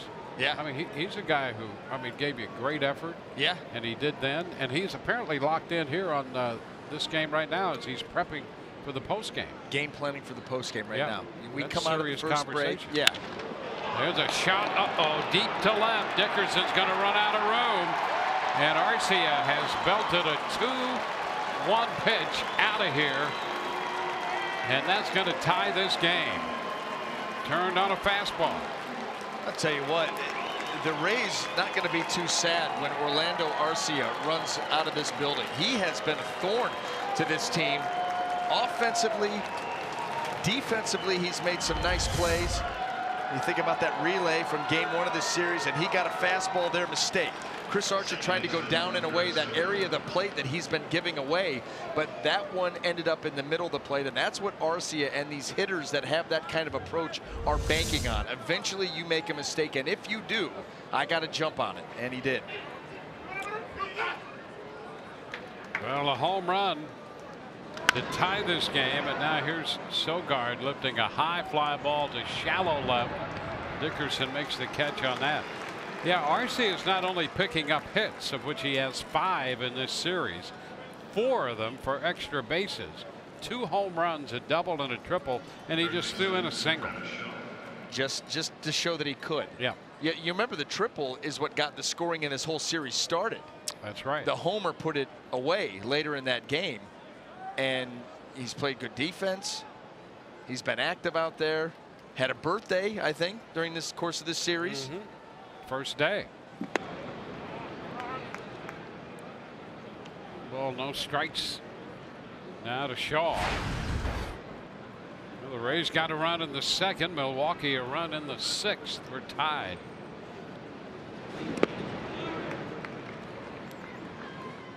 Two and 0.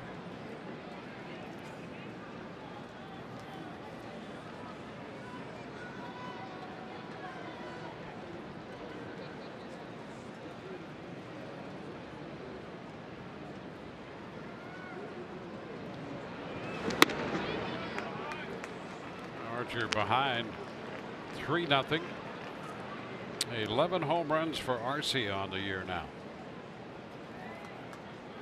They're another team, 8 guys in double digits in homers. In fact, it was Arcia that was the 8th guy to join the club. And a 4-pitch walk to Shaw.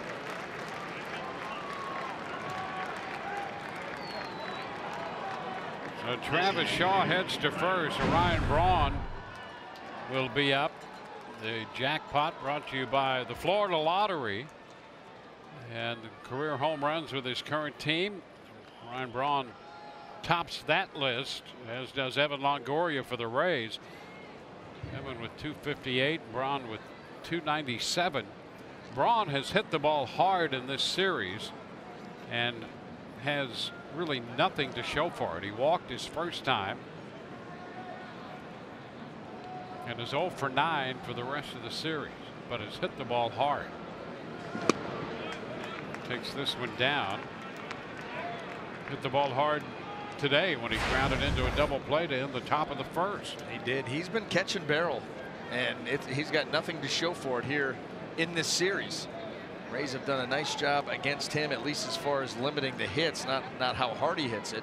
They've done a nice job against Eric Thames, and yet Milwaukee a 2-0 lead in the series. Very frustrating.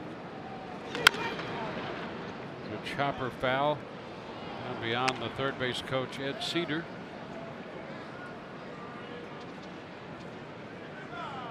One and one right now.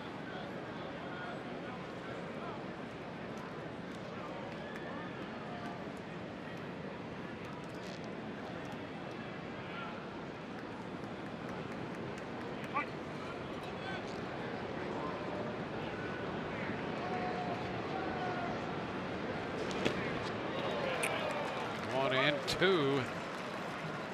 Just the slider by plenty right there.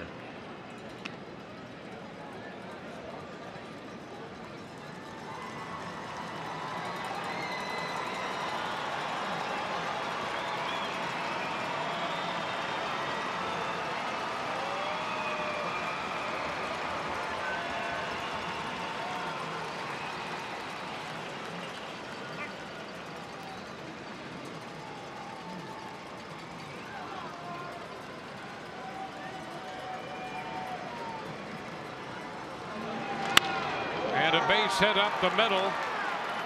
Smith makes the pickup out there. Shaw to second base, and it's first and second with one out.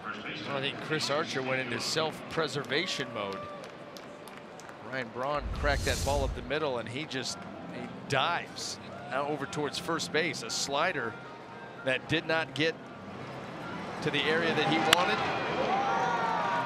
Yeah. Archer went one way and the ball went the other. into center field, so the base hit follows the walk. And a conference on the mound in what is now a 1-1 ball game. You think this conference has to do with how they're going to attack the next hitter, or what was going on with the dive? One would hope it would be the next hitter. I'm sure that probably was. It can be a little disconcerting when a ball gets shot back up the middle and everybody has their way of handling it. They're going to make some pitches here. Well, the first baseman, Jesus Aguilar, hit the ball deep to center in the second inning, and Alex Smith had to track it down. Out in the fourth on a backhand play at third by Longoria, and a big cut on the high fastball there. Strike one. And he's a guy too that you could use that pitch to set up that slider, and you will get the chase. And so a nice start by Archer, able to get that fastball by him.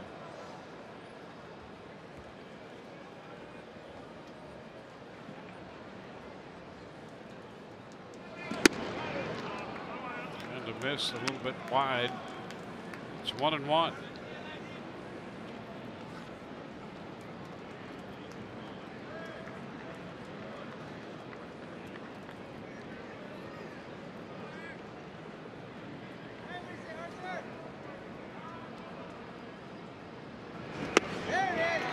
Two. That was your pitch, Jesus. That was the one. If you wanted a pitch to be able to drive, you got a slider right there that stayed up and out over the plate with very little movement or depth to it, and you just missed it. So it only gets tougher from here, and now Archer's got a chance to put him away with no advancement by the runners.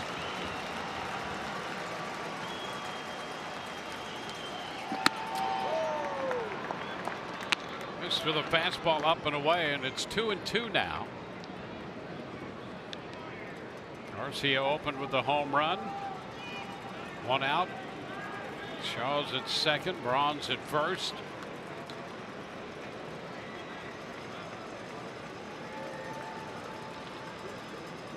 Runners go, and the pitch is fouled back.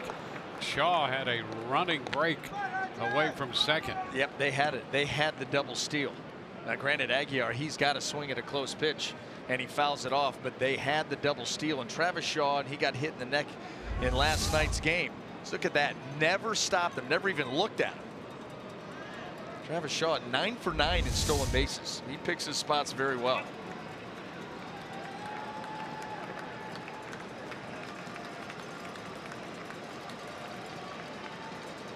Two.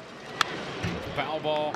The other thing Shaw is showing his teammates and the rest of us after being hit in the neck trying to steal a base last night, and back in, wasn't in the starting lineup, but as soon as they needed somebody, he was there in the first inning ready to play. Be real easy to sit today's game out, and nobody would blame you for it. Now the count is full. Slider missing by plenty. And what makes his slider effective is when he can keep it in the zone for a long time, and because he spins it so tight, all of a sudden it makes that late break. That's what they call that. That late break comes from that tight spin. But when out of your hand, a hitter can read it's out of the zone. Well, it becomes an easy take, and that's what that was for Aguilar. It'll be interesting here too. You don't really have a feel. Does he go back to the slider? Does he go back to the elevated fastball? Swing and a miss. He threw the fastball by him. That's out number 2. Big strikeout right here with 2 men on in a tie game in the 6th inning. He came back with the heater right there. Top third of the strike zone. 4-seam grip rip.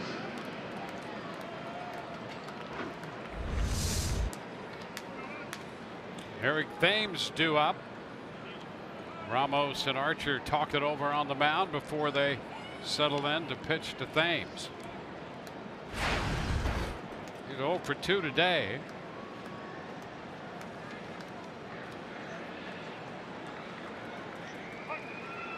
for 10 in the series. He had a hit in the third inning of the first game to drive in the first run of this series.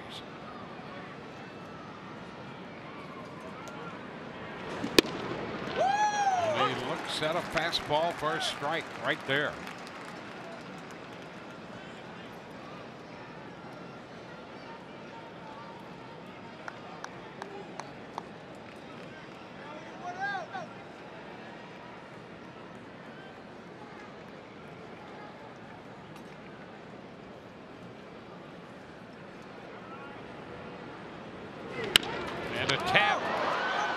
The glove, and Archer can't find it.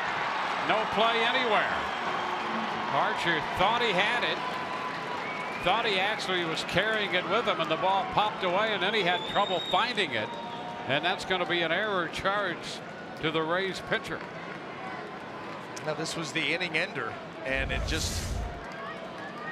goes south. Well, chopper in and out of the glove. He starts to run to first thinking it's still in the glove. That was the thing. He was running to first. Going to make that closer throw. Here he goes. Going to run it. Oh, it's not there.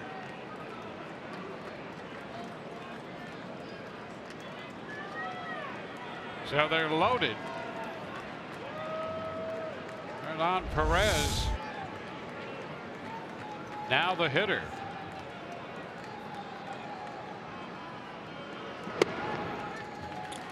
Pitch is a strike. So Archer needs to get an extra out here in the 6th inning.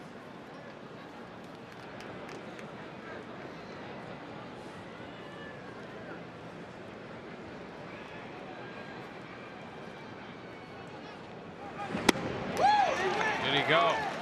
He did on the appeal. Eric Cooper says that's a strike, and the count is now 0-2.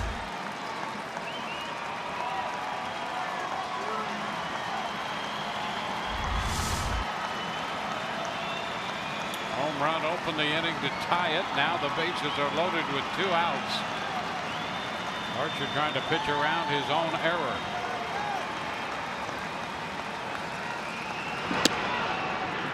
One ball, 2 strikes. Over 100 pitches for Archer. It's been the longest inning for him today.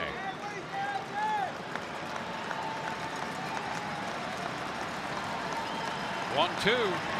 He got him. He struck him out with a slider. That'll take care of Milwaukee in the 6th. They score a run, leave the bases loaded. We're tied 1-1.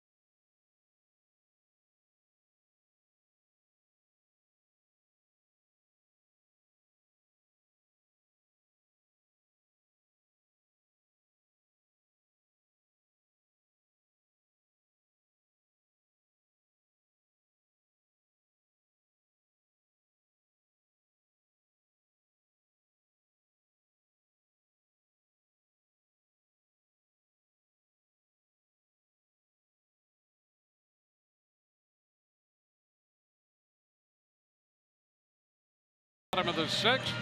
Reminder, join Brad Boxberger, Raymond, and the Rays Street Team at 7-Eleven. Coming up Wednesday at 11 a.m. For games, prizes, and autographs from Brad Boxberger, don't miss the fun at 7-Eleven at 27219 State Road 54 in Wesley Chapel.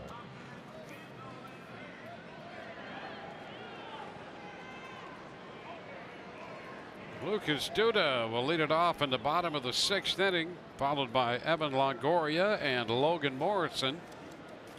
The Rays got some action up in their bullpen. Cut and a miss by Duda. A couple of strikeouts. Steve Cishek up in the bullpen for the Rays down the right field line.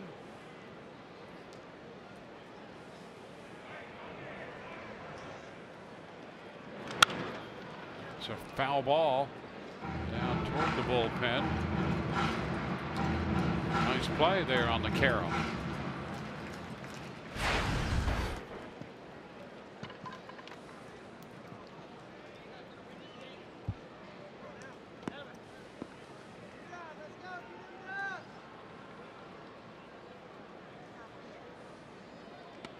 Into the dirt.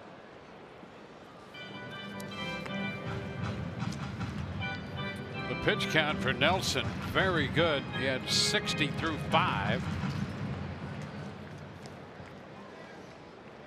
Coming off 6 innings against St. Louis and a 3-2 win his last time out.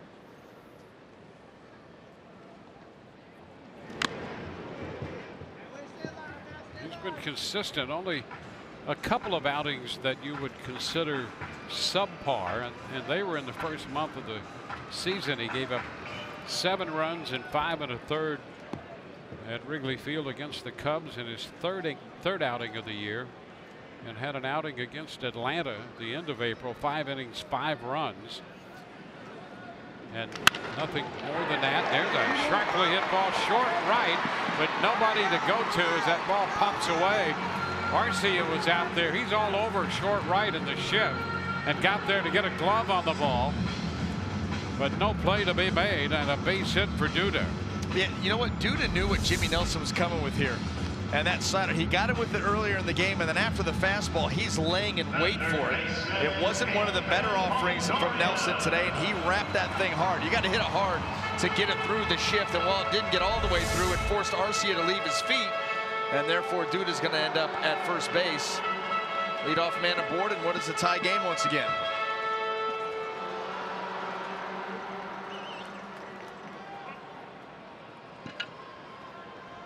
Evan Longoria. Rays now have 5 hits off Nelson. It stayed in.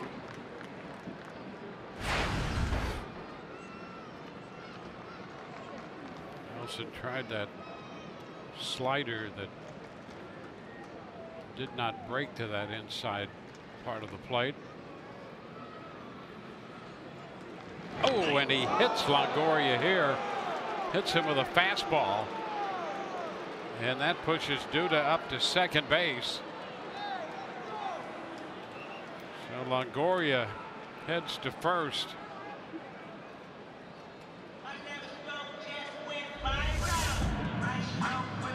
Well, we've seen that before. That two-seamer that just takes off arm side and up. And this one, very clear that Jimmy Nelson wanted no part of that. Now you put runners on first and second with nobody out. That ball caught Evan pretty square. Got him in the little bit of the back and right in his triceps. Got him right in the horseshoe, Dwayne. Well, it gives the Rays a couple of men on for Logan Morrison.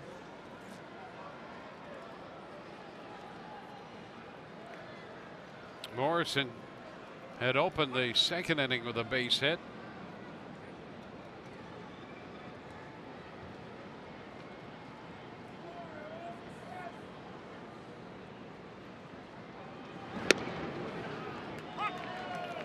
The pitch, breaking ball, and it's in there for a strike.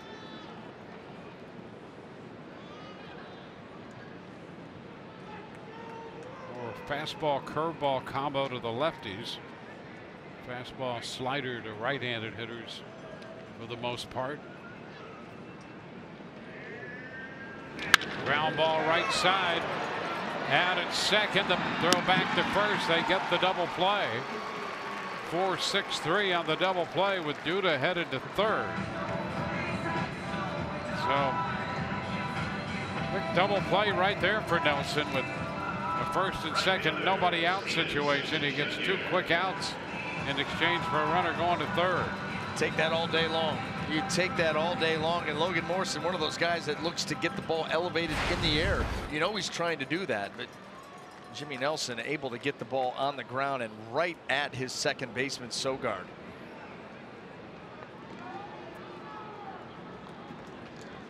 Steven Souza Jr.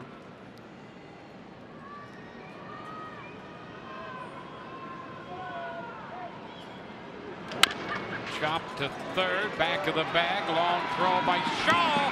So he got him, and it's close at first. Very close play as Souza Jr.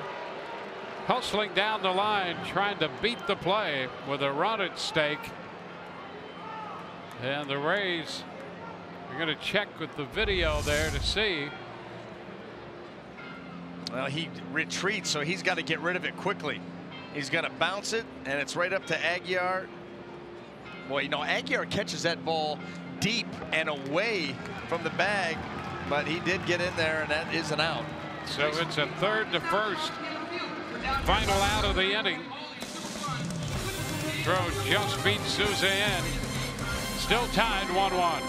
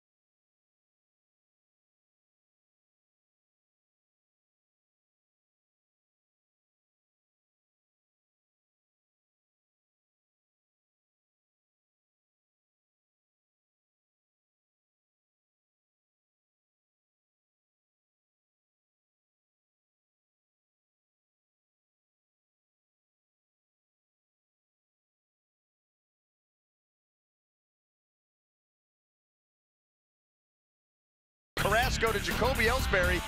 Bases are loaded deep into right center field, and Abraham Almonte pulls up on that fly ball off the bottom of the wall, and that is going to clear the bases. A bases loaded triple for Jacoby Ellsbury. They would add another run on top of that. And as you head into the bottom of the 6th in Cleveland, it's Yankees over the Indians at this point, 5-1. The Yankees 3 back of Boston.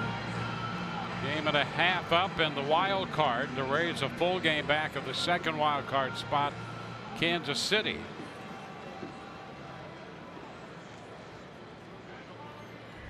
For the Rays, Steve Cishek will take over on the hill.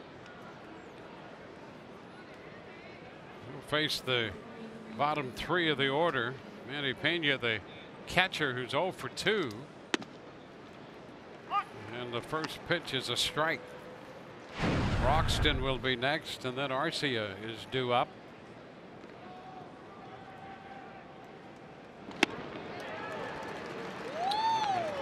Ran away from him.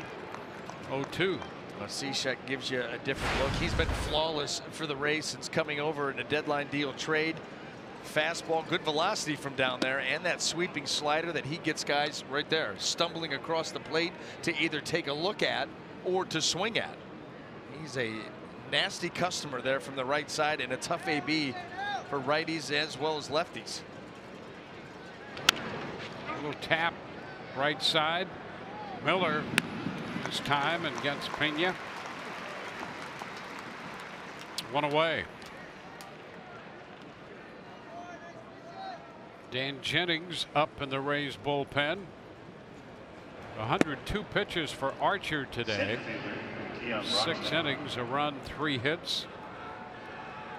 Struck out 7, walked 2. Will not be involved in the decision.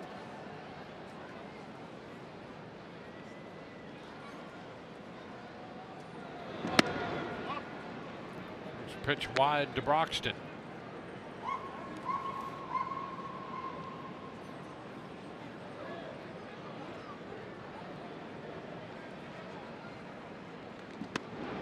There's a strike. 1-1.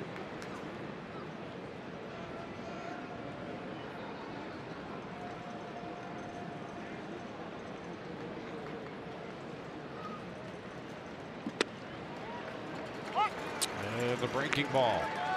Slider for strike 2, 1-2. You know, you're so used to that pitch middle of the plate, or starting it actually. He can start on the inside corner and break it off the plate. But when he front doors it and starts it right at the hitter and breaks it to the inside corner, you don't really have a chance. I mean, it just locks you up. You see a ball out of the hand, it's coming at you. And by the time you recognize or realize it's breaking, it's too late. Always comes down to execution, but when he does, very little chance of success for the hitter. Swing and a miss, and that one ran right off the plate. Broxton chased it on the slider. So a ground ball and a strikeout. 2 up, 2 down. Let's see how close to that corner it is. I mean, he really, look how much ground that covers. Look at the release. The release is in the other batter's box, and he sweeps it right to the edge. Yeah, and that's a great shot for it. We saw that the other night. Much pitch travels horizontally. And now strike to Arcia. There's the front door. And did you see the Arcia's reaction to it? He started to almost get out of there, and he breaks it to the middle of the plate. Fouls this one back. Same thing right there. Willing yourself to stay in there enough, and he still was reaching and fouled it. You know, we've seen Cishek, and he's been lights out. You wonder, how does this guy give up a run? I mean, he is something. And by the way, just a little bit outside there. Tried the corner and missed. It's 1-2. But how about when he goes to the fastball? He'll run that thing up there 90-92, which you don't see velocity from his arm angle. That kind of velocity, not very often.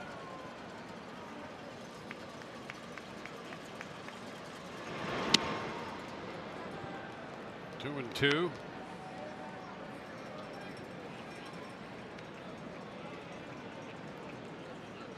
Rays got a run in the 2nd. Milwaukee got a run in the 6th. Tied 1-1 in the 7th. Cued to the right side toward the Rays dugout.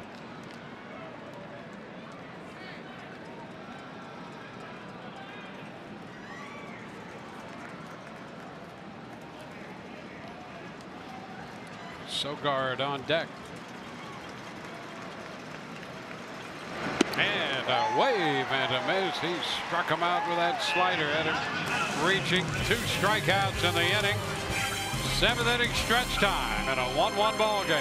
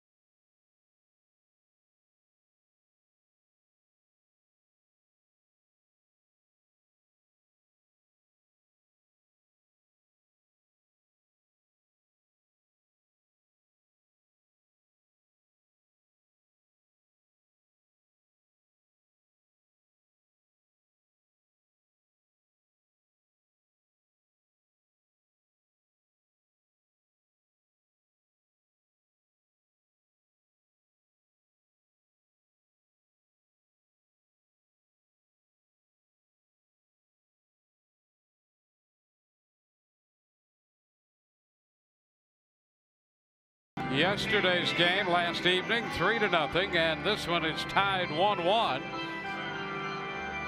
Arcia, his home run in the 6th inning, his 11th of the year, tied this game. Chris Archer worked 6 innings, gave up a run on 3 hits. In fact, in this series, all 3 Rays starters, Jake Faria worked 6 innings, gave up 1 run, 4 hits. Cobb worked 6 innings, gave up 1 run, 6 hits. And Archer working 6 innings, giving up 1 run, 3 hits. So we go to the bottom of the 7th inning. Rays have run into some outstanding starting pitching on the part of the Milwaukee Brewers. Here's our showstopper, Dwayne. Chris Young, bottom of the 1st. A 2-run jack for the Boston Red Sox in their game against the White Sox, giving them an early lead. And then how about this? Bottom of 5, get you another hanger and drive this one out. That would give Boston the lead. As it stands right now, Matt Damon approves.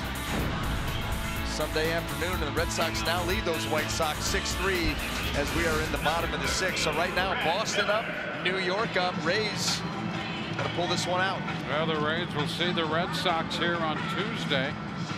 Austin Pruitt and Chris Sale. That time of year when you need to stay close and then do well in the head-to-head matchups. And the Rays trying to pull out the final game of this series against the Brewers and await the arrival of Boston on Tuesday.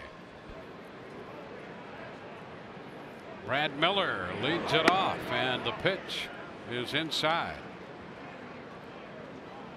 Jimmy Nelson giving up a run, 5 hits. He's walked only 1 man. That's been a big part of his improvement this year. The strikeout total has gone from a little over 7 per 9 innings to 10, and the walks have gone from not quite 4.5 to a little over 2 per 9 innings. That's huge. That's huge. You think about all the base runners that you save yourself the aggravation of having out there and having to deal with. You know, what do we say all the time? Limit base runners, limit scoring opportunities, and you cut that walk rate in half and then some.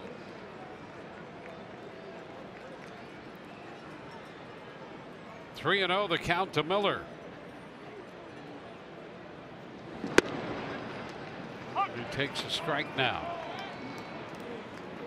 3-1. Well, you couldn't ask for much more from the Rays starters in this series. 6 innings, 1 run. They have thrown the ball extremely well across the board, giving their team a chance to win. Ground ball right side. Arcia is out there from short right, and Miller, getting into the shift, is retired for the first time. He had walked and singled. 1 away. Now Wilson Ramos.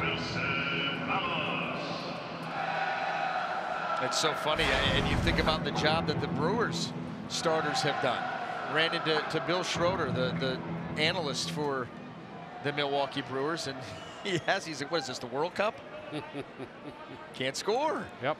2-0, 3-0, 1-1.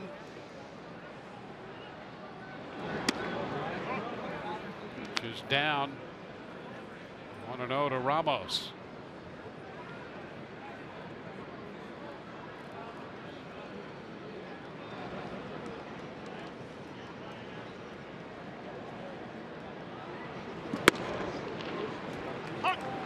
One of the Rays with a run in the 2nd inning snapped a scoreless streak of 21 innings. They've scored 1 run in their last 26 innings.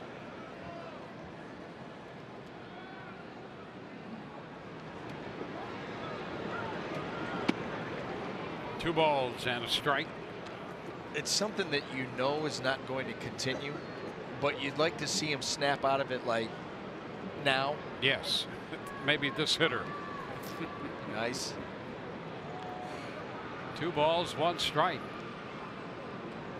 And a foul up the right side, deep into the seats. Squares the count at 2-2.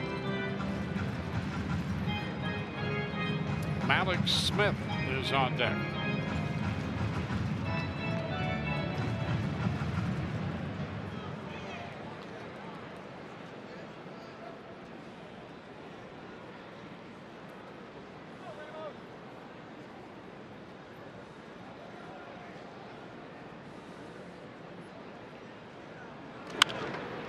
Another foul ball.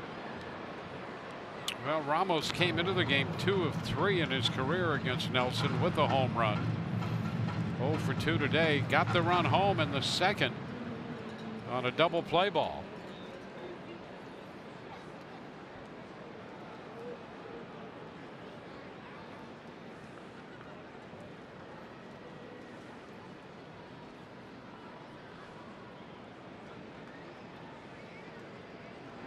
Swing and a miss on the pitch up.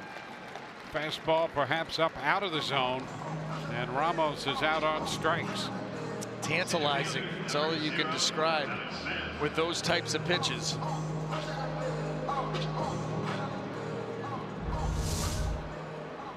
There's the heater, and there you're going to see the location. That ball seemingly has that rise to it. It just doesn't come down. Here's Malik Smith.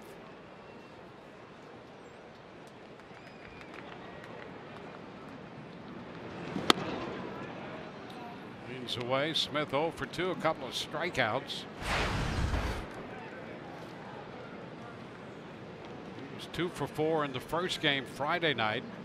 0 for 2 with a walk last night. 0 for 2 today. Ground ball to the right side, backhanded by Aguilar. Throw to first, out, as Smith went diving in head first, and Nelson got there in time to take the throw. And the Rays will take a moment to check the video again. Here's that backhand. And Nelson got there. And so we're at the end of 7. Our game tied 1-1.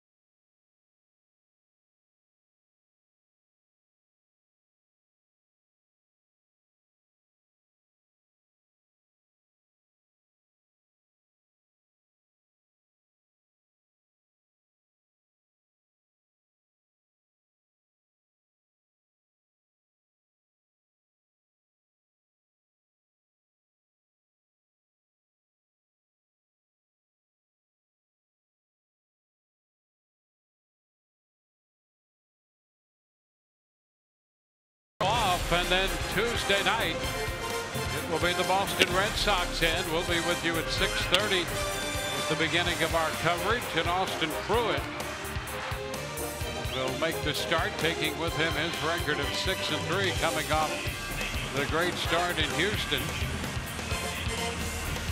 It will be Pruitt against Chris Sale.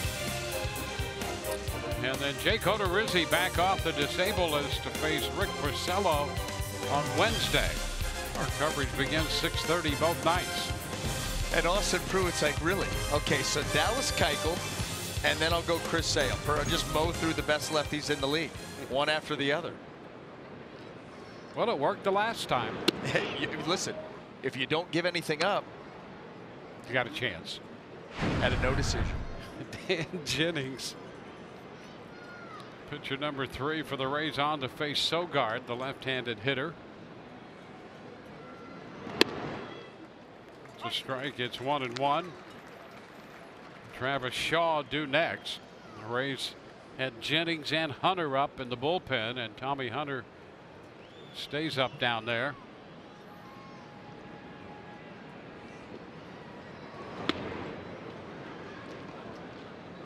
Two and one.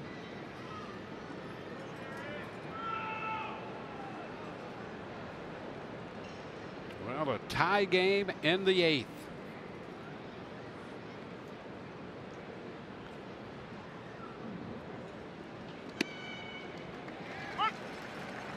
Two and two, call strike.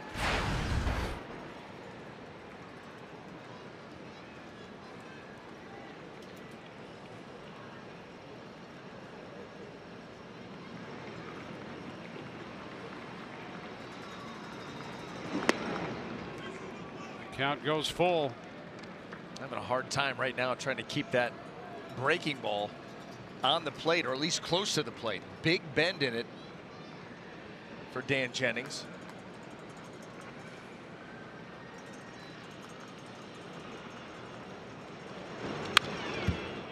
Fastball fouled back. You see he's loading up there away from Sogard.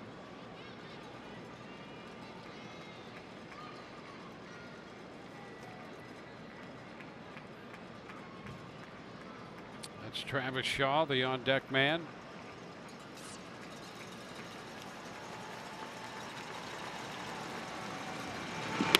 And ball 4. Sogard walks to open the 8th.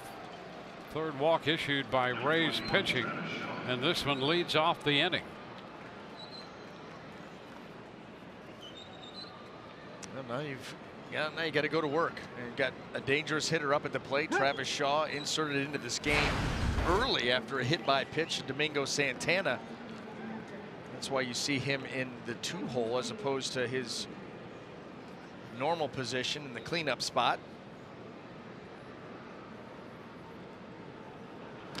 Ground ball headed to second. Miller Echeverria 1, first base 2. Well, the leadoff walk erased on the very first pitch to Shaw. Jennings throws the double play ball.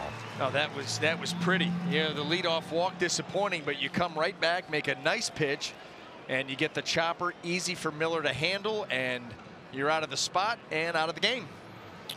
Well, 2/3 of an inning for Jennings. The right-handed bat of Ryan Braun due. And the Rays want the right-hander Tommy Hunter. Call to the bullpen brought to you by the Florida Lottery.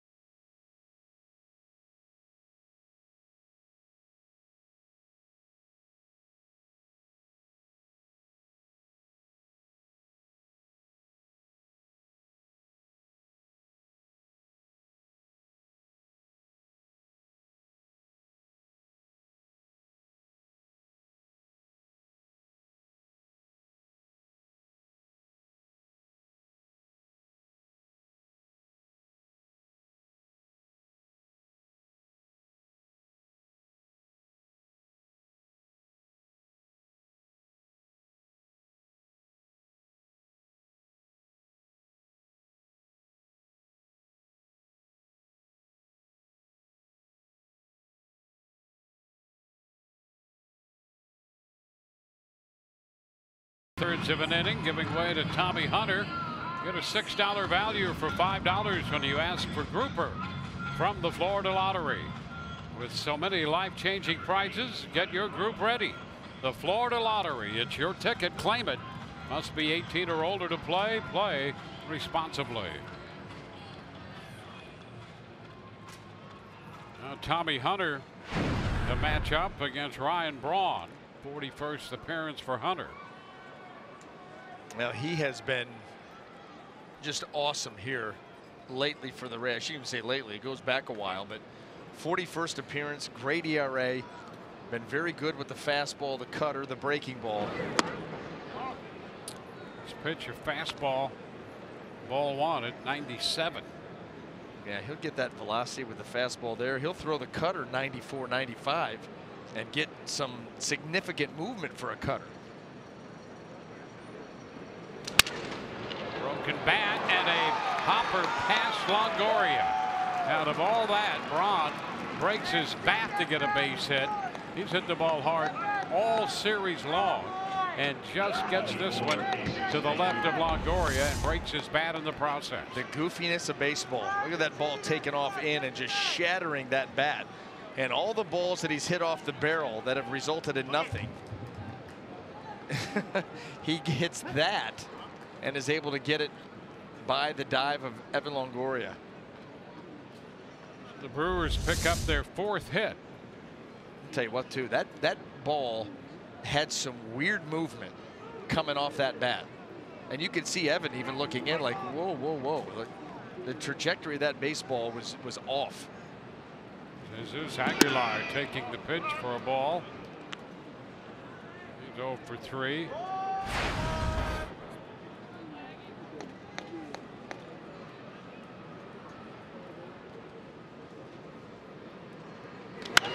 High pop up, foul ball coming straight back. That ball will be playable. Ramos wasn't sure for a moment, and he makes the catch to retire the Brewers. On to the bottom of the 8th, 1-1 ball game.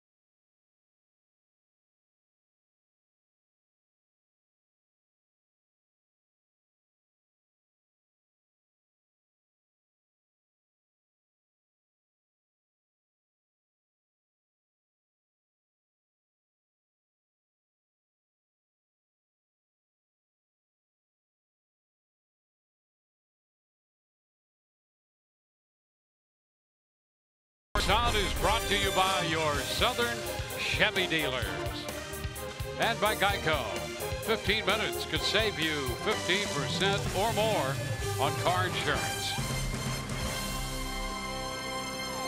On we go to the bottom of the 8th.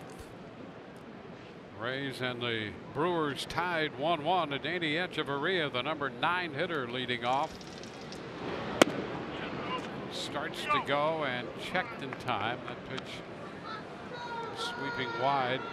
Echeverria, then Dickerson and Duda due up in this tie game in the 8th inning.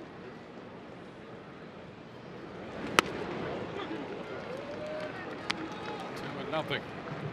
Now just 86 pitches here for Jimmy Nelson, but you hope here that fatigue starts to set in, at least as far as making a mistake that the Rays are going to try to take advantage of. There have been few and far between of those here this afternoon. Capper headed to Arcia. Stowe to first is in time. from one shortstop to another. Nice, sweet, smooth play there by Orlando Arcia. Echeverria probably wishing he had a shot at that pitch back. That was a 2-0 heater right down Broadway. Jimmy Nelson, he gets enough little late movement. He's able to get those ground balls. Well, Corey Dickerson looking for his first hit of the day. Hit the ball to the track and left back in the third.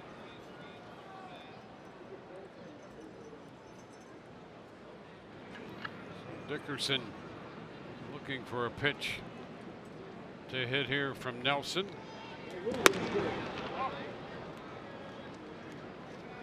This ball misses. Tie game here. Yankees have an 8-1 lead through 7 in Cleveland. Red Sox lead 6-3 in the middle of the 7th over the White Sox at Fenway. The Orioles have an 8-1 lead on the Tigers in Baltimore, middle of the 6th. Colomé up in the bullpen. Houston has just taken a 3-2 lead in the bottom of the 5th on Toronto. And here the Rays tied with the Brewers 1-1 in the bottom of the 8th. 2-1 to count. Now to Dickerson.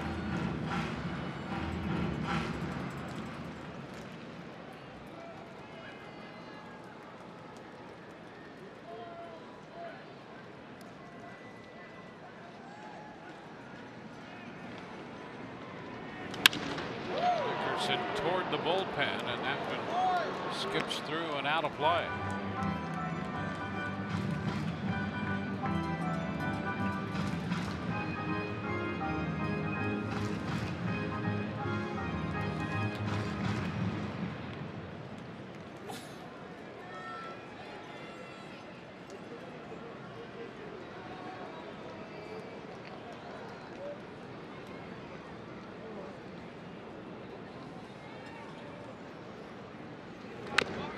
Just a little bit of that one foul right at his feet.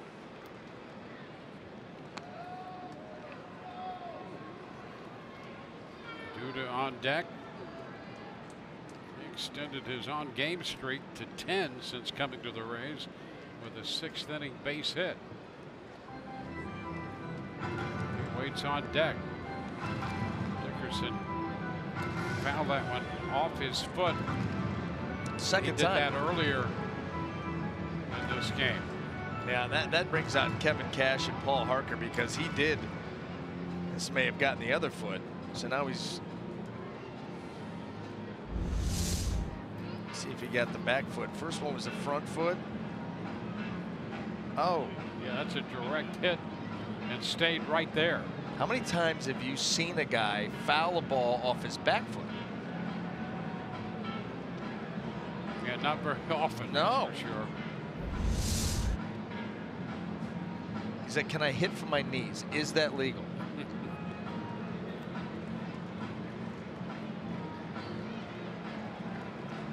Just trying to put a little weight on it to see how that feels. Apparently good enough.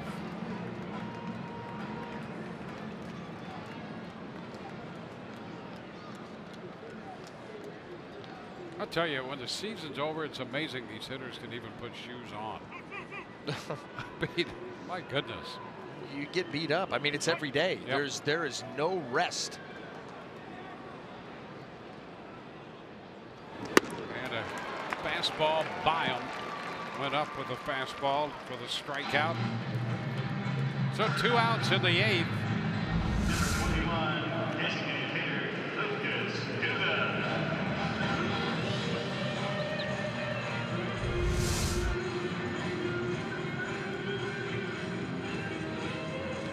Two outs. And Lucas Duda will be the hitter with a hit and 3 at bats.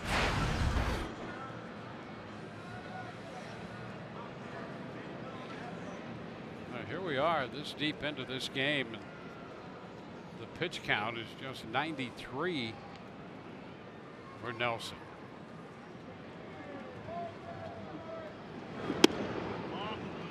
Ball down and in, and that's with 8 strikeouts. You know, we have seen the Rays as a group very aggressive here recently, going after pitchers. I mean, right from Jump Street. You're a strike thrower, they're going to be swinging the bats. There's a shot toward the deep part of the park. That ball will one-hop the wall and bound out of play for a double. Lucas Duda stroked that one, boy. He still has that nice stroke. Hit that one to the deep part of the park for a double. Offensively, defensively, Lucas Duda, the one word you can use to describe him is smooth. He has just been smooth.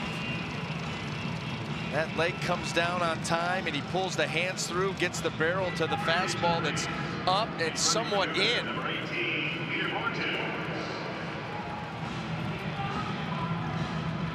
Perfectly placed, a 2-out shot here. You get Evan to the plate.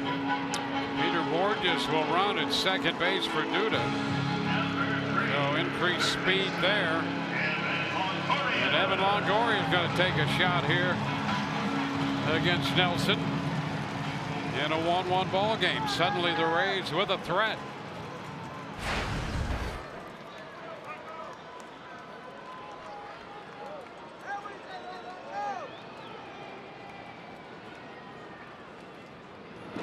Pitch, and it's a ball inside.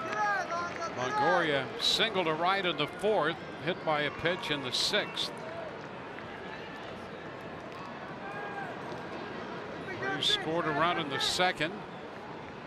They left men at 1st and 3rd in the 4th, left a man on in the 6th. There's a strike. Stranded 4 in the game.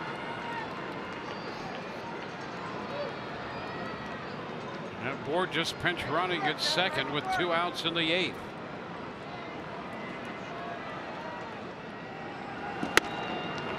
Evan takes a fastball too close. Boy, and I'll tell you something.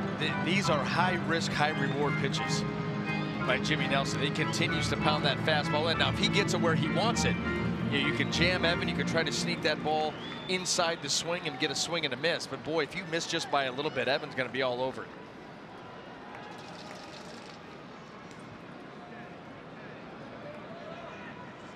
The 2-1.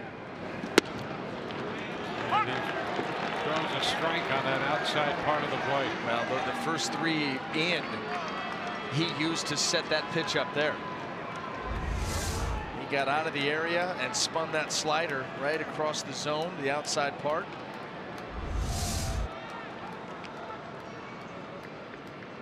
It's 2-2 now. And he fouls it back. Up and away. Jared Hughes loosening in the bullpen for Milwaukee.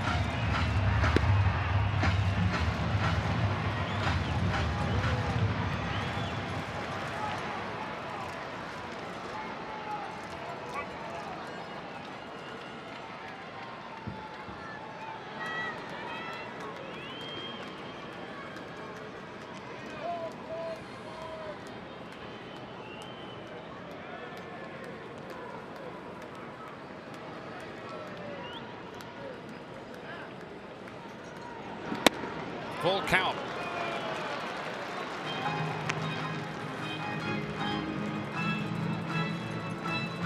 Three and 2 to Longoria.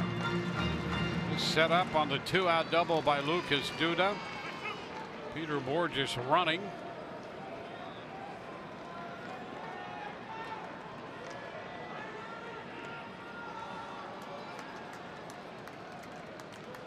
And the 3-2.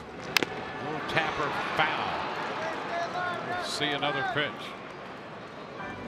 Rays snapped a scoreless streak in 21 innings when they scored a run in the 2nd inning.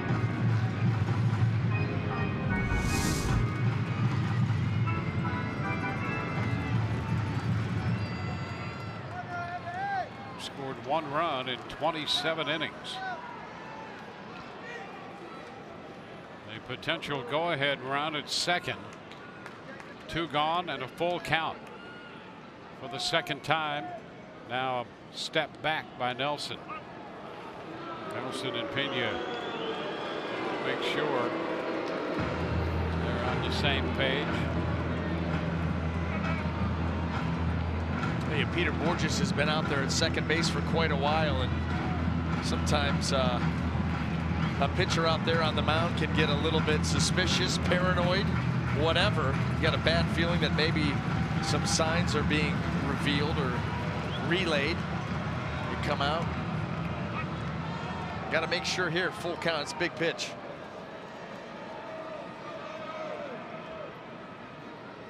The 3-2, and it's too high. So he walks him with Logan Morrison coming up. Only the second walk of the game issued by Nelson.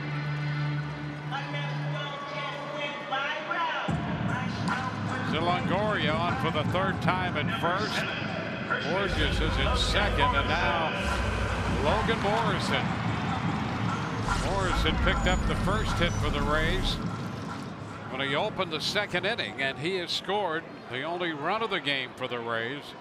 He scored on a double play ball.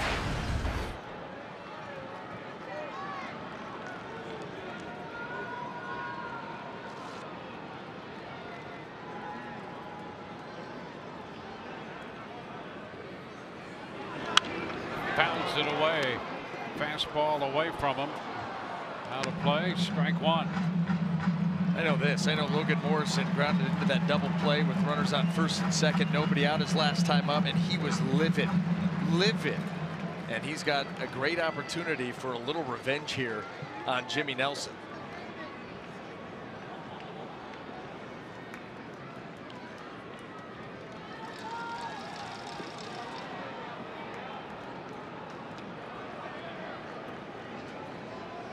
Back in.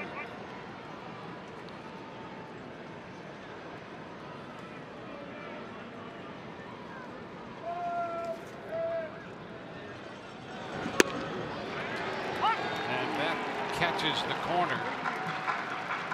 Started wide and caught just a bit of the strike zone. Breaking ball, and it's 0-2.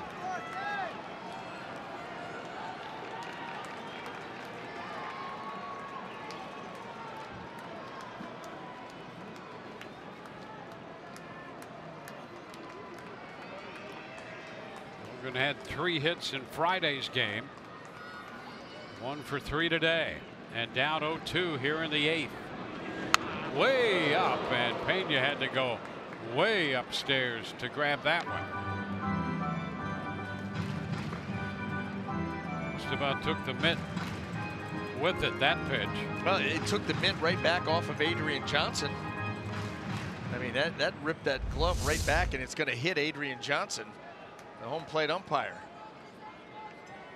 Right, a mask, high left. I know a little something about the high left. And boy, do we know that. 1-2 the count here to Logan. And cut to miss. Big strikeout for Nelson on the curveball, hard curve. And he strikes out Morrison. We're going to go to the 9th. We're tied 1-1.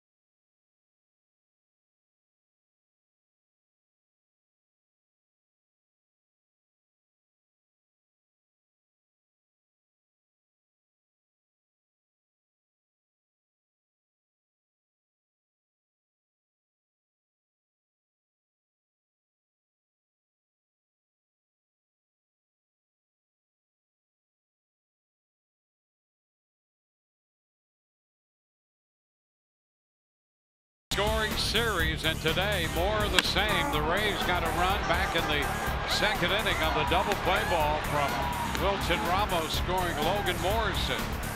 And it was 1-0 Rays until the 6th when Orlando Arcia belted a Chris Archer fastball into the seats in left center to tie the game. And we're tied headed into the 9th. Tommy Hunter back to the hill for the Rays. And he faces Eric Thames to open the 9th, and a line drive into right, a base hit falling in front of Souza Jr. First pitch, a fastball, and Thames rifles a single into right. Man didn't wait around. He got a fastball to his liking, got aggressive with it.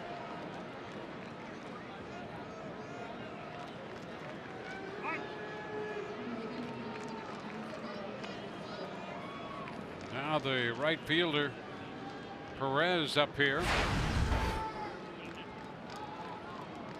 Hernan Perez was grounded out, twice has struck out. A man at first here in this 1-1 game in the 9th.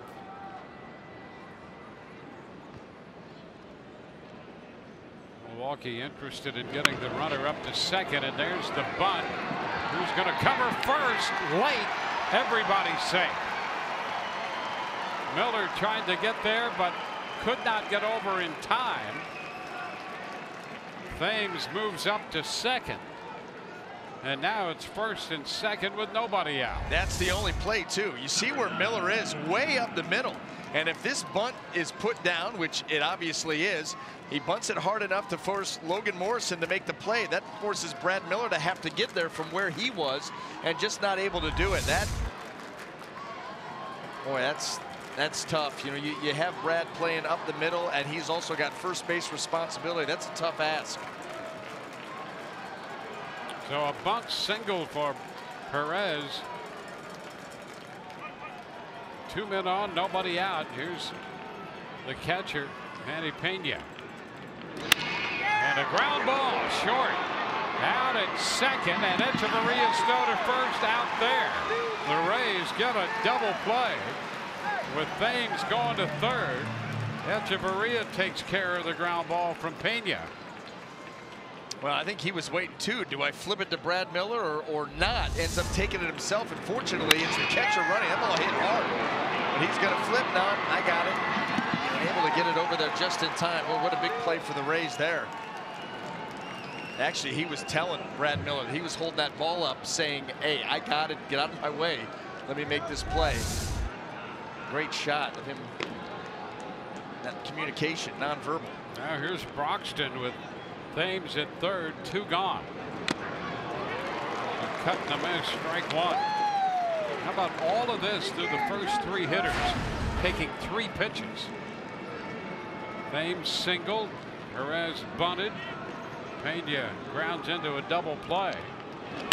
Broxton a chopper to third, Longoria's throw to first, and that takes care of Milwaukee. Turns out to be a quick inning with just a little odd twist to it. Bottom of the 9th coming. We're tied 1-1.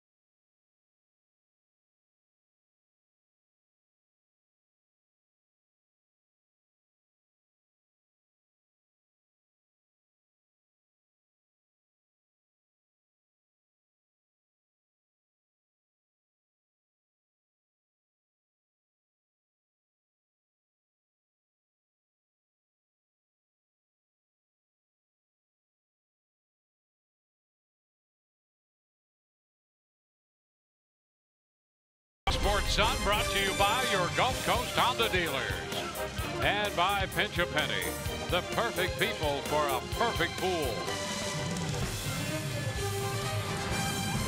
We go to the bottom of the ninth at Tropicana Field.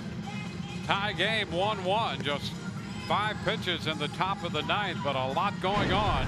And as we go to the bottom, Jacob Barnes will be the new pitcher, making his 53rd appearance. The Rays saw him yesterday. Got a big fastball, hard breaking ball. Command can sometimes be an issue. 20 walks and 49 in the 3rd innings.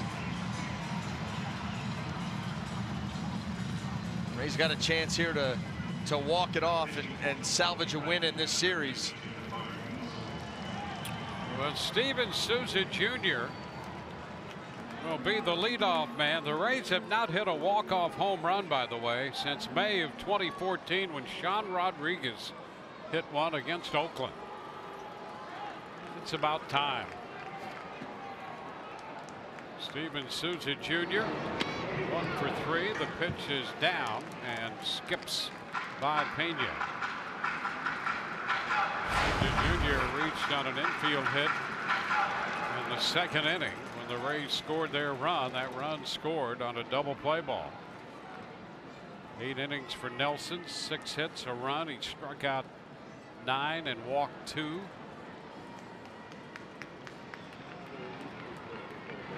And a shot deep into left, and the Rays have a walk-off. Steven Souza Jr.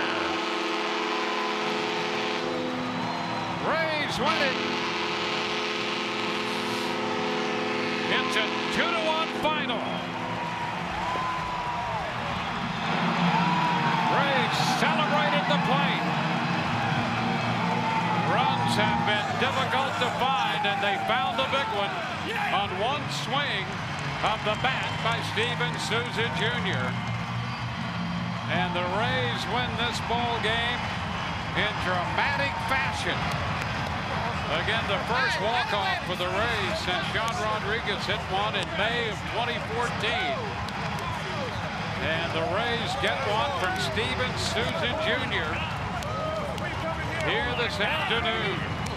And they salvage the final game of this series, winning it 2-1. And here's the pitch. Fastball, low rider, middle of the plate, and Souza Jr. All of his home runs this season have come off righties, so why not? The big fastball of Jacob Barnes. Magic Man Odioso, you can owe me. So the Rays win this one. Hunter the winner. Barnes the loser. Took 2 hours and 46 minutes to play it.